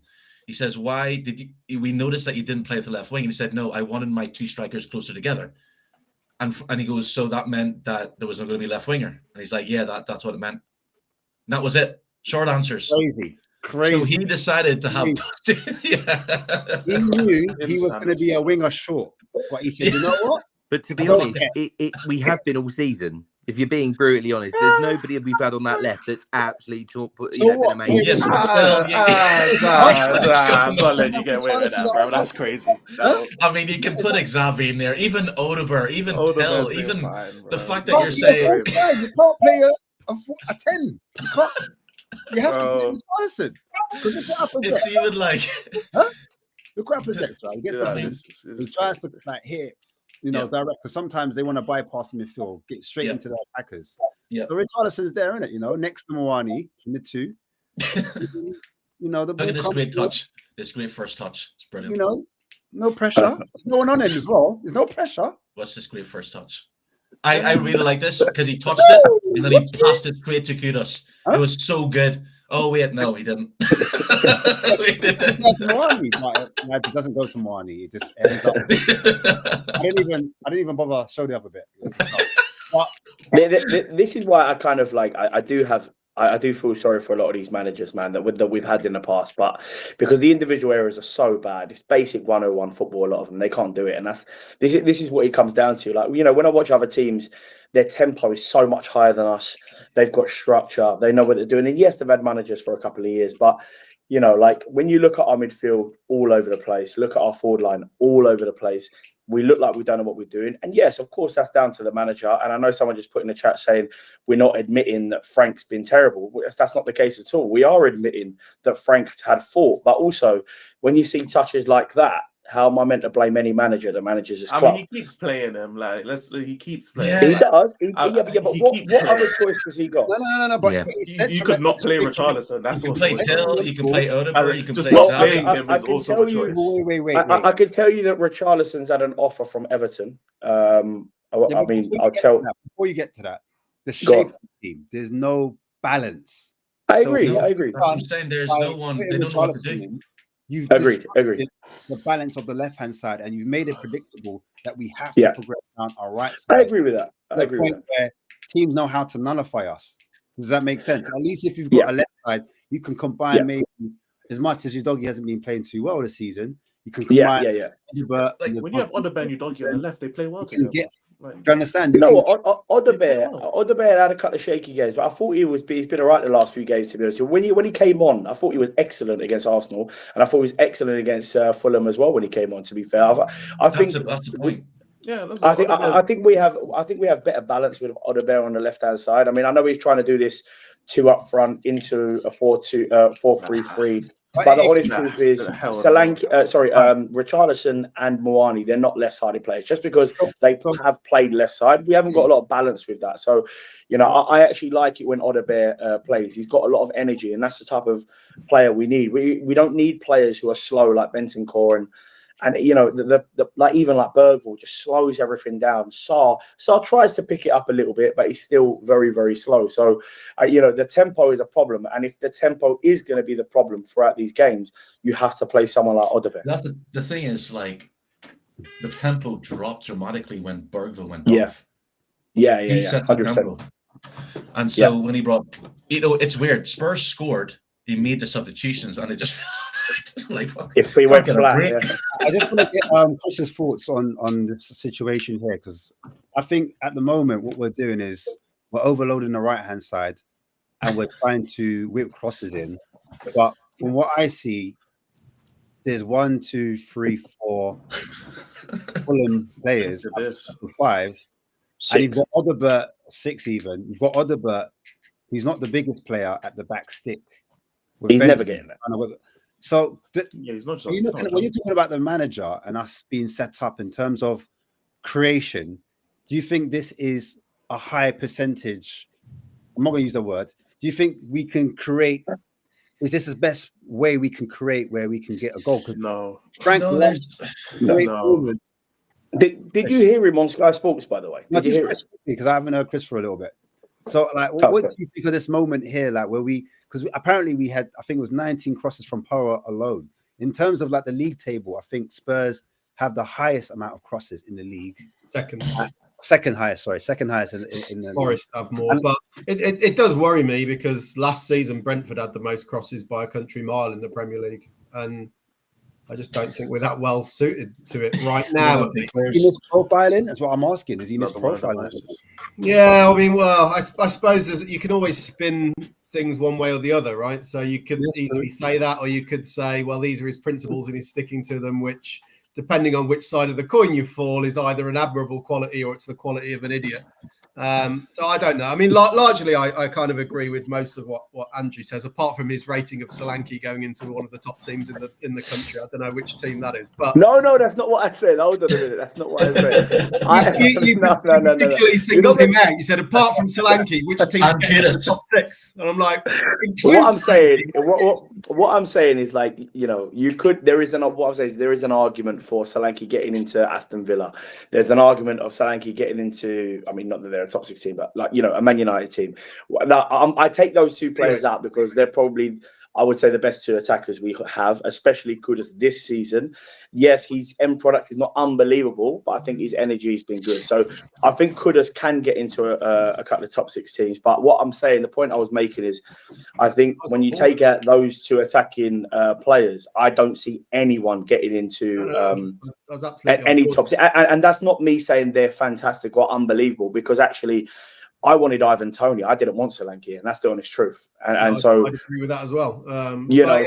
So I don't massively rate him, Chris, is what I'm saying. But I would. There is an argument that those 2 players would get in. I don't think there's an argument for any other player in our midfield and our forward line. There is an argument. Just no one's going to argue with you. The worry for me.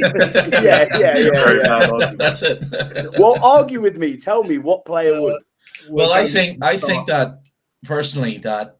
Say Bergville and Gray played for Aston Villa or a top 6 team. Those managers look at those qualities and play those players based on their qualities and how good they can be. They wouldn't ask them to do things they can't do. So basically, if you look at Bergville has shown over and over again when he drops deep and he plays at number 8, where he just sits and he can get forward, he can spray passes all over the place. He's shown that many times. But yet, he don't get in over Buendia though, Oren. What?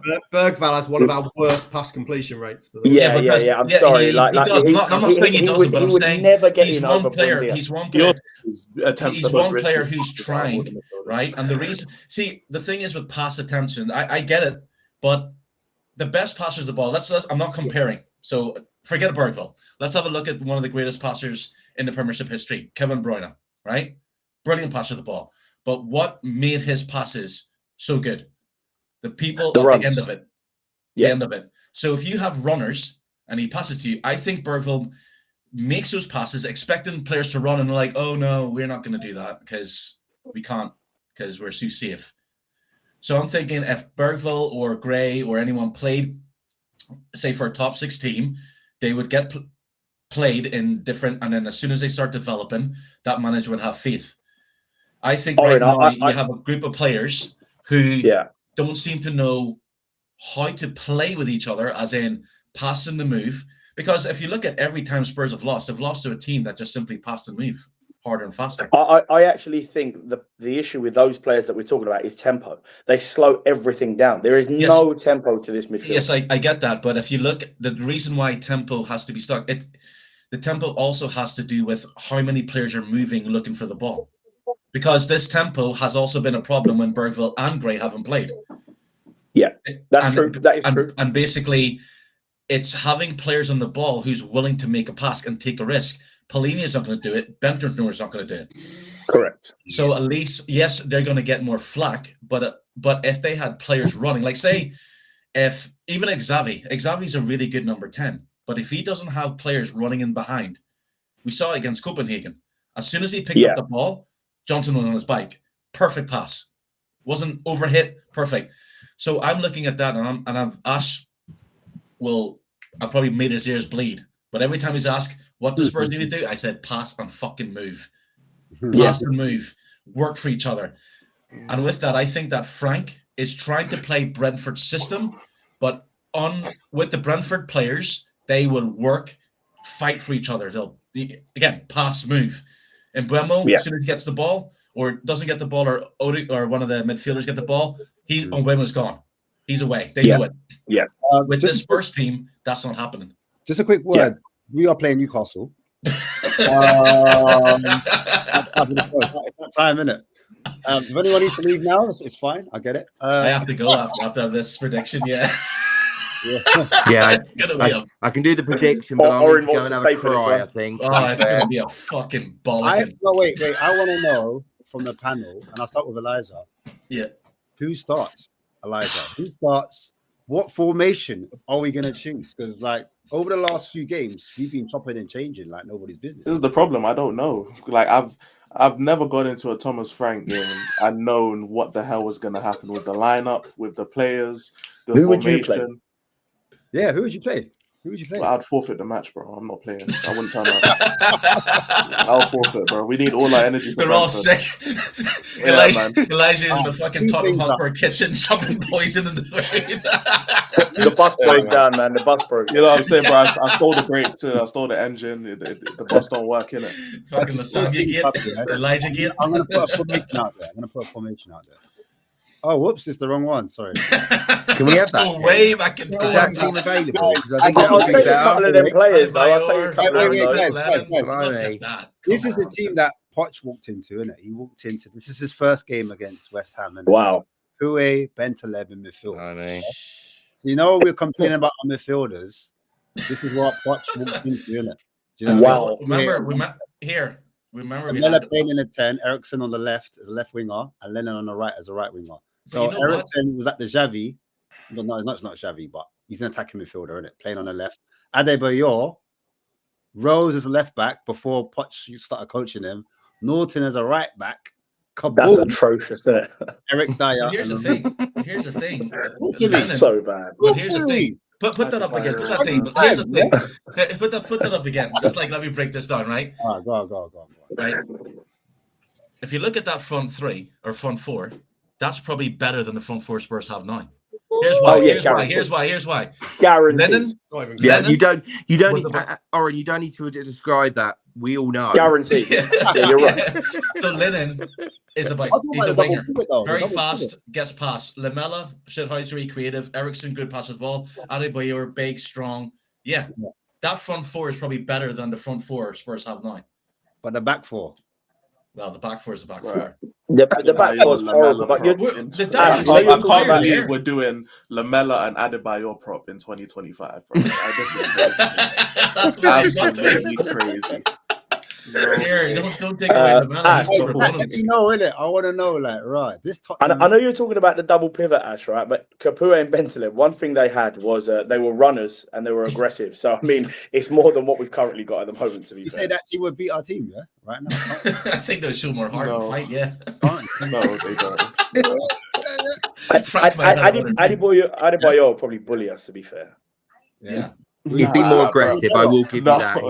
Are you sure?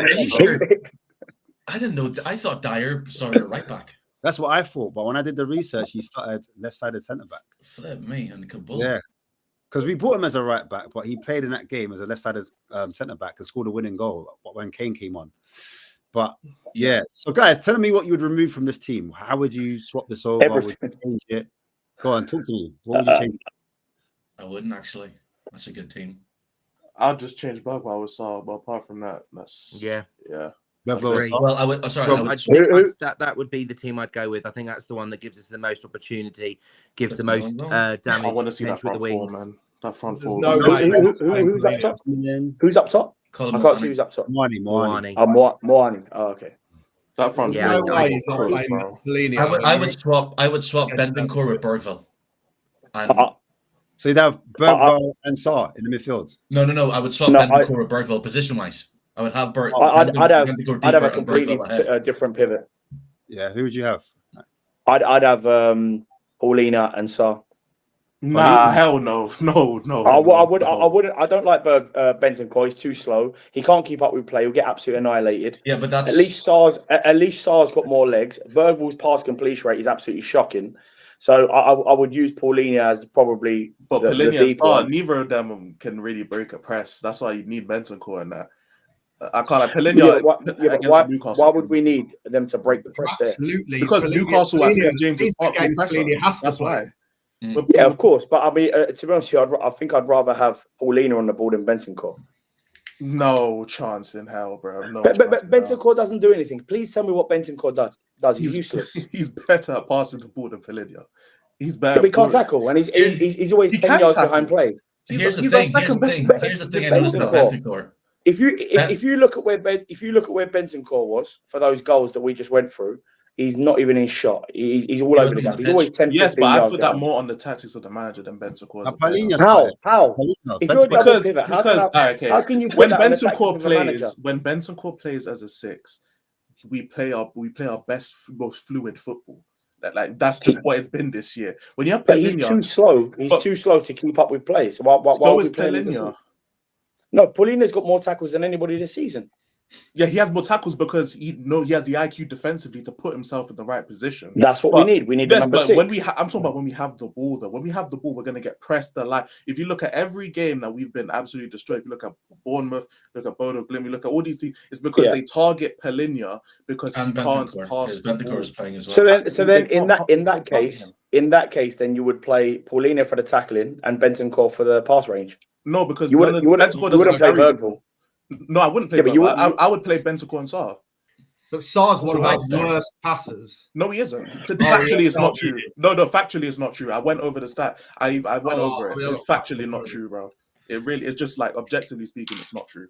Yeah, but hold on a minute. Like you can't say that Sarr's a good passer. He's really not. He's not. He's really not. No, but he's a better ball carrier than Paulina. But that's what I'm saying. Bentancur would be there as just the linchpin. He's just better at turning with the ball. Personally, I prefer the experience. I prefer the experience than somebody who's going to keep up with play and somebody who's better tackling the ball. That's just me personally. But it doesn't matter. It doesn't matter because Frank's probably going to play. He plays Paulina and Bentancur. 3 at the back. We have Vicario as a striker. Can I ask? Would anybody play Gray in that midfield? Yes. Absolutely not. I would play Gray. Look at the Newcastle midfield. They are massive. I'm just asking the question. No. So they're men. We need our strongest midfielders in there. Well, then obviously he'll play Paulina and Bentancur in a game like this. And he don't play Xavi either because he's too small. I'm just looking at the analysis from Newcastle side, and I saw Lewis Hall and Livramento play a blinder against Everton. They smashed them 4-1. Yeah, and the underlapping and overlapping runs they do. Is anyone not worried about Pedro Porro? Of course, not marking that space and not dealing with those underlapping runs, getting beaten down the sides. Who else we gonna play? But they'll probably play Spence instead of Porro then.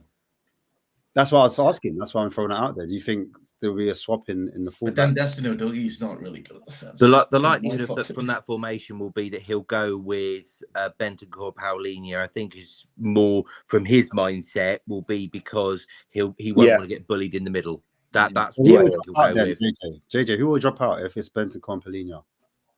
Well, sorry, say again. Who would drop out if Bentancur and Paulina start? Well, I think he would drop Bergvall. That's what I think he'll do. I think he will. Who played as the attacking midfielder or the furthest forward midfielder pressing? Who would be Charleston? It would probably be, if you're going by that basis, is that it would probably be. Well, in my mind, it would be Simmons, but I think logically he might just try and keep defensive, almost like he tragically did against Arsenal, and just try and stay compact.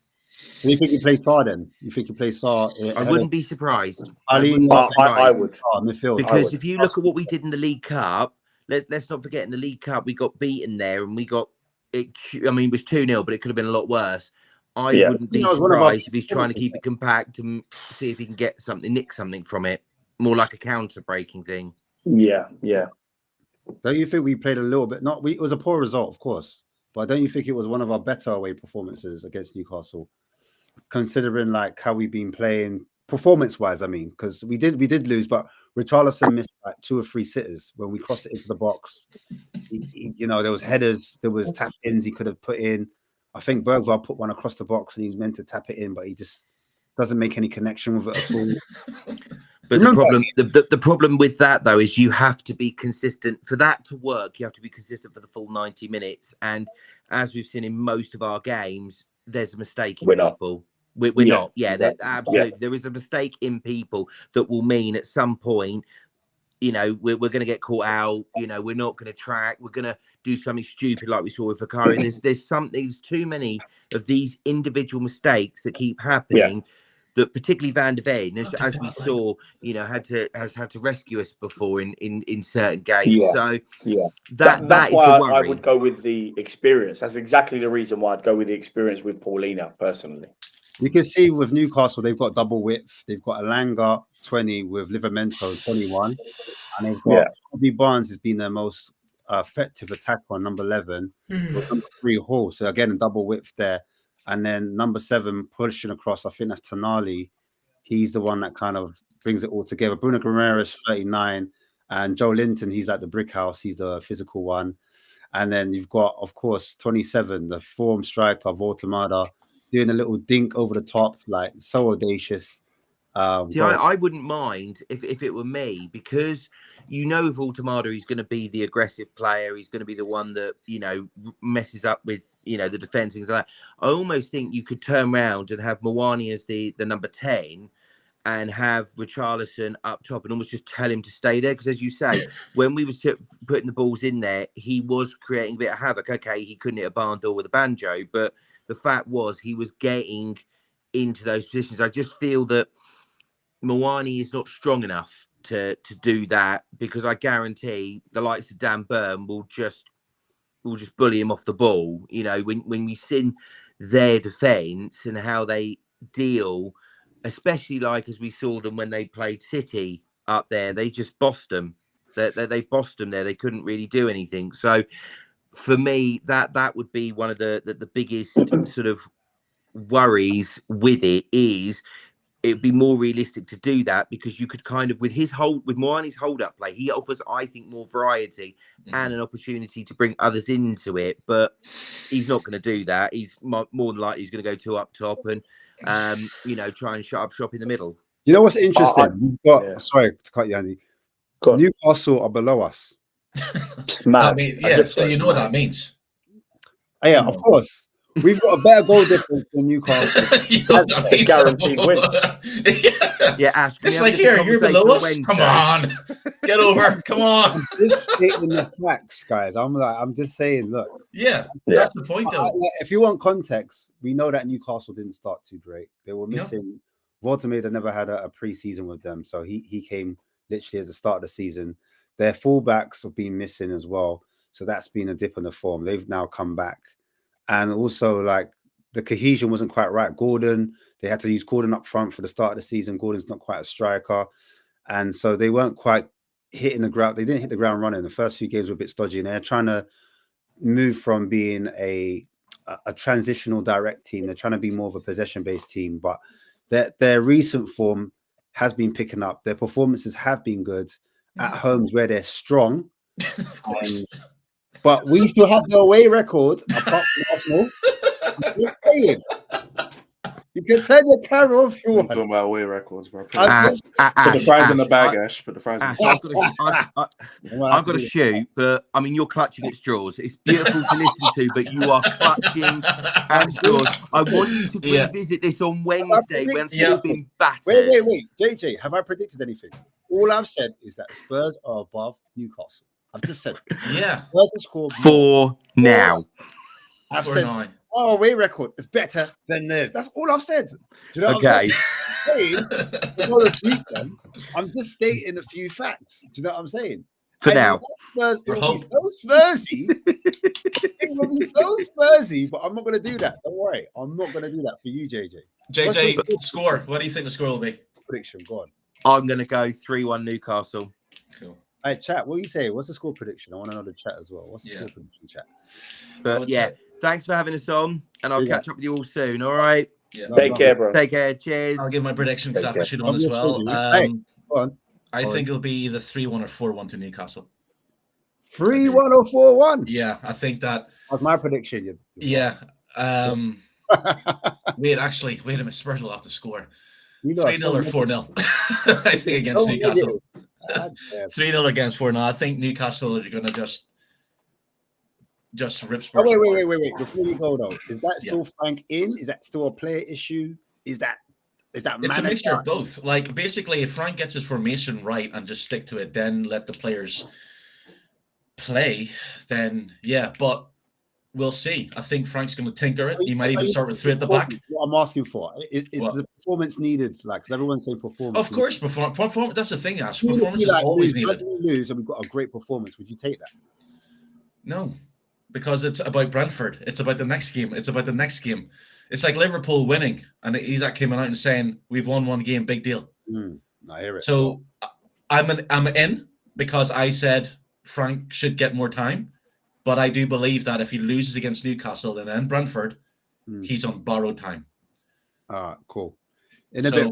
Yeah, see you all later. Enjoy the match. Take care, Orin. See you later. Enjoy every goal that Spurs concede, and talk next Tuesday. Bye. Man. Chris, would you, before I get to your score predictions, would you swap Bentancur? Because I don't know where you stand with him. Would you swap Bentancur for Gallagher? Oh God, yeah. I was always massive Gallagher in when we were Gallagher in, yeah. Yeah, Elijah, he's scratching his head. Gallagher does no, it's nothing to do with the answer. Gallagher does everything you need from a central midfielder. But incidentally, on the factual stats, Sarr progresses the ball less than Bentancur. That's the stat. As of recently, he has. Well, over the season, on a per 90-minute basis, Bentancur. Yeah, I thought so. Not good. Sarr is not good. He's 11th. I agree. No, he did. I agree. He was, but he's not now. That's what I'm saying. Like over the last month or so, it's been bad. Sarr's been terrible. But starting the season up to around November, he was better at progressing the ball. He had a better percentage. He did it more often. It's just the last month he's just been very bad. For me, the priority tomorrow anyway is who do we pick for when we don't have the ball, because we're not going to have the ball for 2/3 of the game. So let's worry slightly less about what we do when we get the ball. Right? It's got to be secondary to defending and being tight. That's how you get Arsenal. So no, I'm not doing that. And this is why I'd go with the experience of somebody who can tackle like Paulina, because I think he's going to be very, very important tomorrow. I don't think he should be starting on the bench, to be fair. So wait, that Paulina won't play. Sorry to cut you. Sorry? You think we should be more front-footed, Elijah? Yes, because if you set up to defend, then we can't complain about just getting battered at Arsenal and having one shot. It's not about setting up to defend, though. It's about but Arsenal was very drastic. He went 5 at the back without attacking. That's very drastic. Yeah, but if you want to start a back four and then have a Pliny and Bentancur or something like that, that's literally just none of them progress the ball. Like we did at Man City, for example. Yeah, sure. You could do. Are you going to start Richarlison and Brendan Johnson as well? I've got no problem with starting Richarlison when you're up against not Richarlison, Johnson when you're up against it and you're going to be hitting on the break. I don't think he's a great player, but I think when you're playing on the break, that is exactly what Johnson's game is. So I don't have no problem. That's Johnson's game, which is fine. But like I said before, are you going to start him and Richarlison? Well, you've got a better option now than Richarlison than you had in the City game, right? You can make the argument, sure, but. Well, obviously, I'm going to make the argument because you're not comparing apples with apples. I know, but that's one game out of how many? Let's flip it around. Had Mawali been fit at City, would I have played Richarlison? No, I wouldn't have done. Okay, so apart from that one Man City game, right? Apart from that one Man City game, when has that duo worked? It's worked. I think that's some of our best performances have come from that. We've said all season that Bentancur was a problem. Then we don't play Bentancur, and we're still no. Like what? Like what games? Like Everton away. That's 2 games. In how many? No. Yeah, I mean, I'm just Because let's be honest about the Everton game. We didn't attack in the Everton game. We scored 2 corners and then got a goal at the end. We didn't do any type of attacking play. We just sat back at Everton. We haven't all season. Yeah, we haven't all season. But that's the point, though. So, if you know you're going to go to St. James's Park, they're going to have majority of the ball. But when you do get the ball, they're going to be running at you. Of course, but we are not going to preserve the ball. But realistically, Elijah, we are not going to dictate play at St James's Park against a better team. It's not going to happen. It's not. We do have to have an element of being defensive tomorrow. And like Chris said, playing against the way we played against City is a good example. But we can't actually be arrogant enough to think. Not that you're arrogant. I'm just saying we can't be arrogant enough to think we're going to turn up at St James's Park and just start knocking the ball around willy nilly and go kind of out head to head with them. If we go head to head with them, it's going to be a 4-5 job, and that's the honest truth. I know what you're saying. I get it. I'm just saying that I do think there has to be an element of being on the back foot tomorrow and being defensively strong, and the midfield and the defense being very, very close and tight together. But we do need to be better on the counter attack. The complete opposite of Arsenal. We didn't even press them. There was no timings of press. There was no forward runs. They were very, very scared. So, but I do think we need experience tomorrow. And I think if we start playing the Bergvalls and kids, I feel like we'll get run over anyway if we kind of do. Almost all of our good away results have come with Paulinho and Bentancur. Piet Super Cup, Leeds away, Everton away, City away, all Paulinho and Bentancur. It's experience. Look at how we won those games. So I think what Elijah's going at, I think he's looking at mentality-wise. Yeah. In terms of Frank, I'm going to go back to the comments he made the other day. He said, you will probably play about 12 good games. Perfect games. People keep doing that. He said 12 perfect games. Let's be fair. 12 perfect games. That's very different. Games, 50% bad, and then 50% okay, average. Something along those lines. Like mentality-wise, I think what Elijah's getting at is that we need to be a bit more aggressive in our approach. Definitely. It's just when you play certain duos. Like I'm not saying sit back. That's not what I'm saying. When you play both of them together, that's what ends up happening. That's my point. When you play those two together, there's no way for you to keep the ball. Like, let's look at the midfield three for Newcastle. 3 very physical, aggressive players who want to play on the front foot. Top players. And Paulinho, of course, he's physical, he's aggressive, he has all those traits, but he ain't got the mobility, he ain't got the passing range, and he ain't got the pace. Elijah, would you put in one of Sarr or Bentancur, one of Sarr or Bergvall in a game against those 3 midfielders? Because I'll be honest with you, I wouldn't. I think they'll get absolutely torn to pieces. I would play Sarr. You would play Sarr than Bergvall, by the way. I think Bergvall just in that kind of game is going to get bullied. Yeah. More time for it. Because are you saying we're not playing Xavi then? Because I've not heard. I'm playing Xavi. I'm playing Xavi. 100%. As a 10. Chris, in a 10. In a 10. Chris, will you play Xavi? Come on, Chris. I think I don't mind if he sets up with Paulinho, Bentancur, and Sarr. I don't mind that in this game. I think it's going to be really tough, to be honest. And let's be honest, Simmons worries me. I do believe he's a very good player, but for whatever reason right now, and also it's structural. I think Simmons is going to be a lot better. We touched on this a little bit earlier, but we didn't touch about. I think this is a frank concern. We've seen in some games, especially the United game, where he got the ball and he's moving forward and he's like, what do you expect me to do with the ball? And I do think that comes from Frank saying, stay back, don't go past the guy with the ball. That is a real problem for me. I certainly don't expect tomorrow Frank to be going bomb forward. So is Simmons going to be effective? I'm not so sure. Chris, I think actually it might help Simmons tomorrow because it's a massive pitch, Newcastle. And I feel like he was good when he came on. Last game was good against Arsenal as well when he came on. I feel like when he's got space, he's top.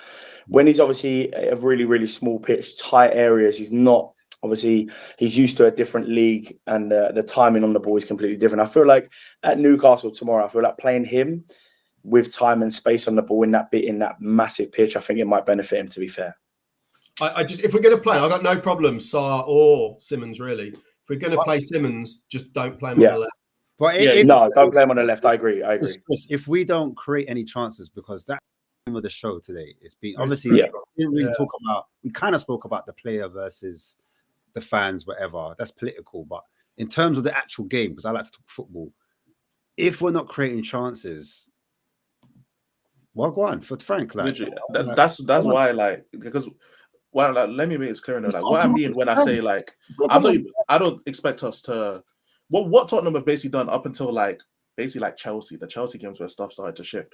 But we've made the most out of limited opportunities going forward.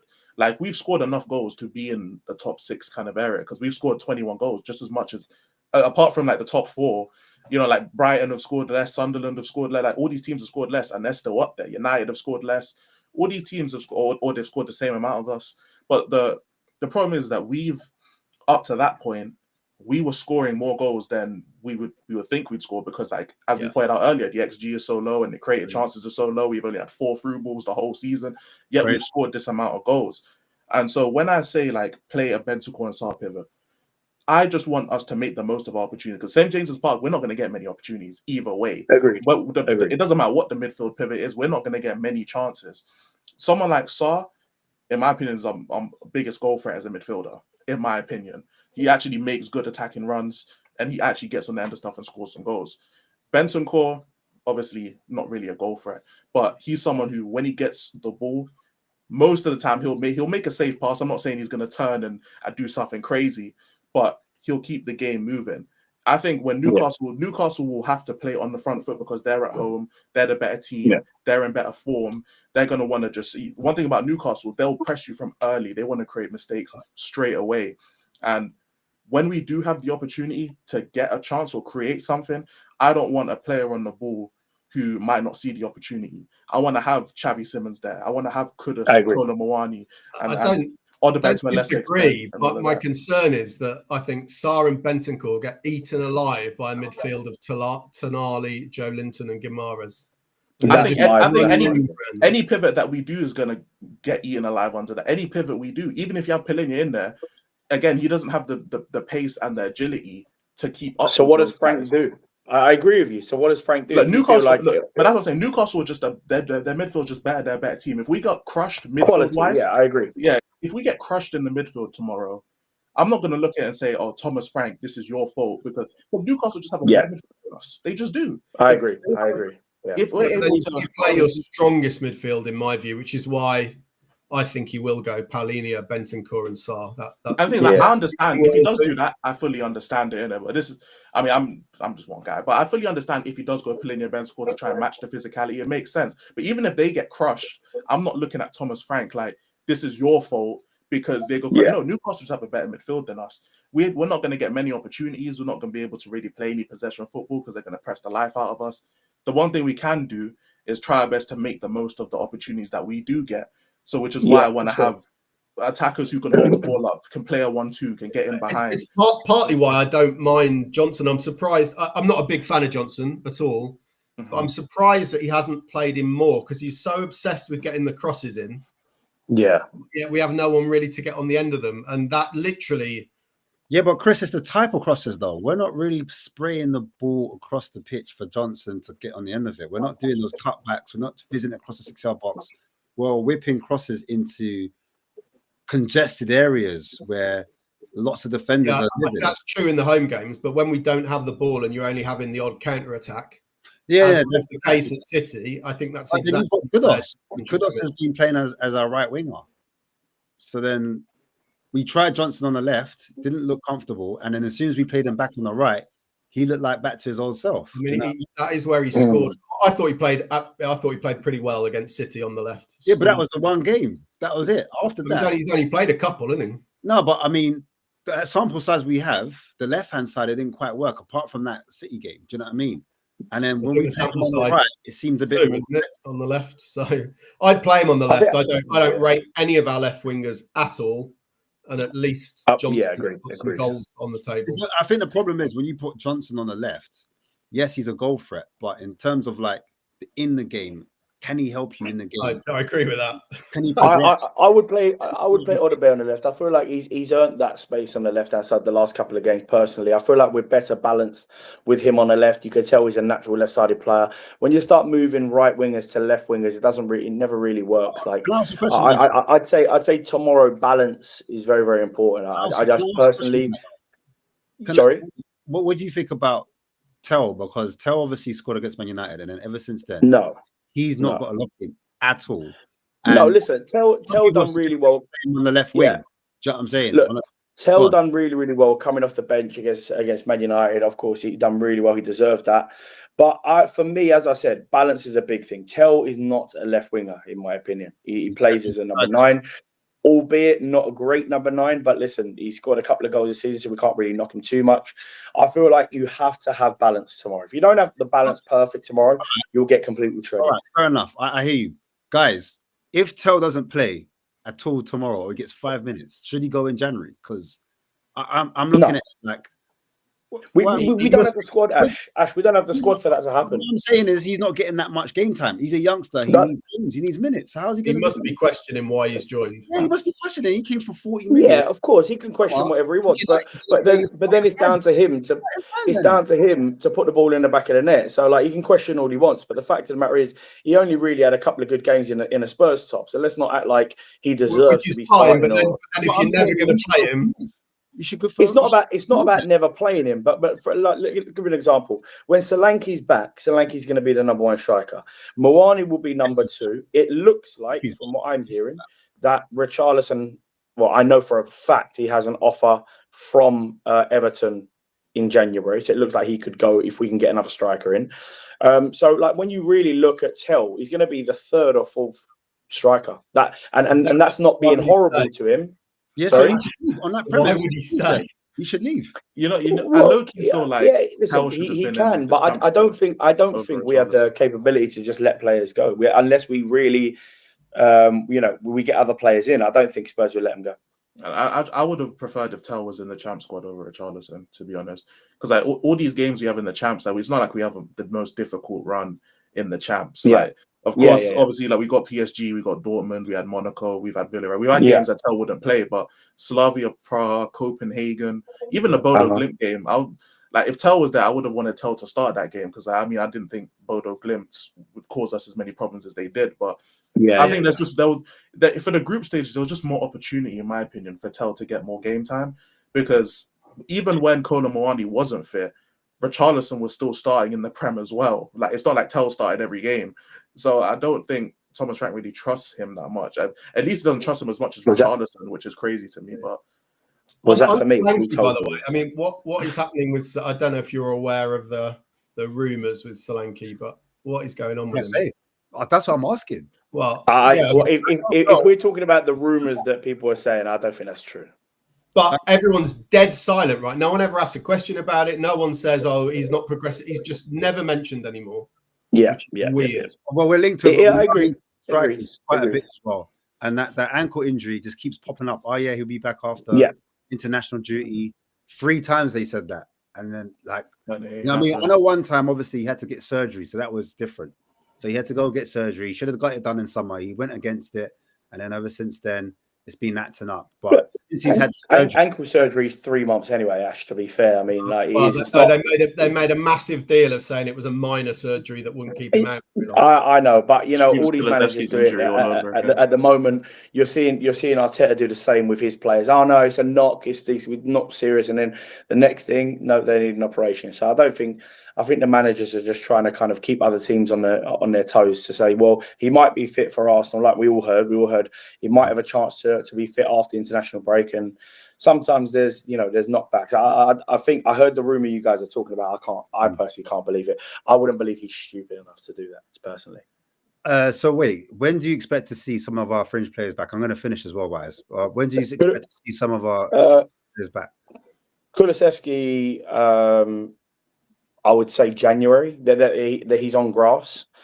Solanke, you're looking at any time in the next 2 to 3 weeks. Madison's out for the season. Chris doesn't buy it. Well, Chris ain't buying that. You don't think so, Chris? Solanke for 3 months. So I don't know. No, but he had surgery, so it is about 3 months. So I mean, if you look at the time frame, it kind of maybe he should have been back just before international. But if he's had fitness issues, if he's had a bit of a reoccurrence of something in training, it can happen. I don't know. Look, who knows? The problem is with Solanke for me is in a vacuum of information, rumor fills it, right? And Thomas Frank went so clear that we'll know more and we can give a time frame after the international break. Yeah. Nothing. Yeah, no, I agree. That's It has the been worry. Who knows? a bit silent. The good thing is, I think we're all looking forward to Kulusevski coming back. I think we've really missed him this season. He can play in multiple positions. What a player to kind of bring off the bench just to start off with. He can play a 10, he can play left, he can play right, he can play false number 9. He would be a massive new player for us this season. But yeah. I do believe that Solanke needs to get back in his team quickly, and we need to get Kulusevski. I think he comes back in Jan. All right. If Kudus comes in and he plays in a 10, what happens to Xavi? Well, listen, he's got to fight for his place. It's as simple as that. Bench, yeah. Bench. Crazy. All right, guys. On that note, I'm gonna end it, man. We have to come back next Tuesday and talk about Newcastle, Brentford, and who's our next manager? Ash, what's your prediction? Why do you say that? Because we've been linked to a manager just now. I'm reading. I'm joking. What's everybody's prediction for tomorrow? I said 3-1 on our Newcastle fan channel. Chris? On the Spurs channel, I'm going to say 2-2. I'll be honest, before anyone made a prediction, in my head, I thought 3-1 as well. So I'm not going to change it just to be a bit different. I'm going to stick to it. Yeah. I want to be surprised. I want to be shocked. I want Spurs to prove me wrong. It's not even Spurs, obviously. Yeah, I want Spurs to prove me wrong. I think we'll lose 2-1. 3-1 as well. No, 2-1. 2-1. Are you going lower? Yeah, football's a low scoring game, to be fair. But I do think that one thing I would say, we are at the stage almost, especially with tomorrow's game, for Frank. It's where I give some kudos to what Elijah was saying. We've got to show some attacking intent tomorrow, because if we stink the place out, the pressure on that Brentford game is going to be overwhelming. Yeah. Well, I'm saying 3-2 Newcastle. I'm saying we go 2-0 up. And if we go 2-0 up and lose 3-2, would that brand Frank some more time? The fact that we went 2-0 up, or would that give him less? No, that would make it even worse if we won. Well, people like the performance is good. Like, supposing we went 2-0 up, but it was lucky 3 goals. Then, no. Yeah, but then you're getting into the realms of 14 goals in 4 games. No. Yeah, man. People already saying Warren defensively. Wait. If you go 2-0 up and then we bottle it 3-2, is it the players again? Is it Frank? It depends on the goals, to be honest. It does depend on the goals, to be fair. Also, it depends on your agenda, doesn't it? Whatever. And that too, that as well. Yeah. Big up, guys. Hey, lads. Thanks for coming on. Big up to my guy Marlon. He's not here, man. I want to wish him a happy birthday. Happy birthday, Marlon. Enough. I'm allowed to say that. But quickly message him, guys. Big up. Yeah, now I got a message because you didn't tell me that. That's crazy. Man, maybe he didn't want you to know. How about that? I'm gonna tell him right now. Like, how dare you not tell me? That's crazy. I'm messaging him right now. It didn't come from me, man. It didn't come from me. Big up, everyone, man. Big up, everyone. Make sure you like, you share, you subscribe. Guys, if you don't share as well, you don't like it, we don't get seen. So if you like our breakdowns, if you don't like our breakdowns, just push the thumb down, innit? Let me know. Just put in the comments, let us know that. Yeah, you got a comment. Too much, we don't like our breakdowns. There's too much screenshots and not enough context. If you hate XG as well, put it in the chat. Big up Mr. Box Office. But yeah, thanks for Oren for coming on earlier. And also JJ, it's been a long time. Big up Chris, big up Elijah, and obviously Andrew, OG in the situation of Spurs Kings, man, an OG right now. Any plugs before I want to go? No?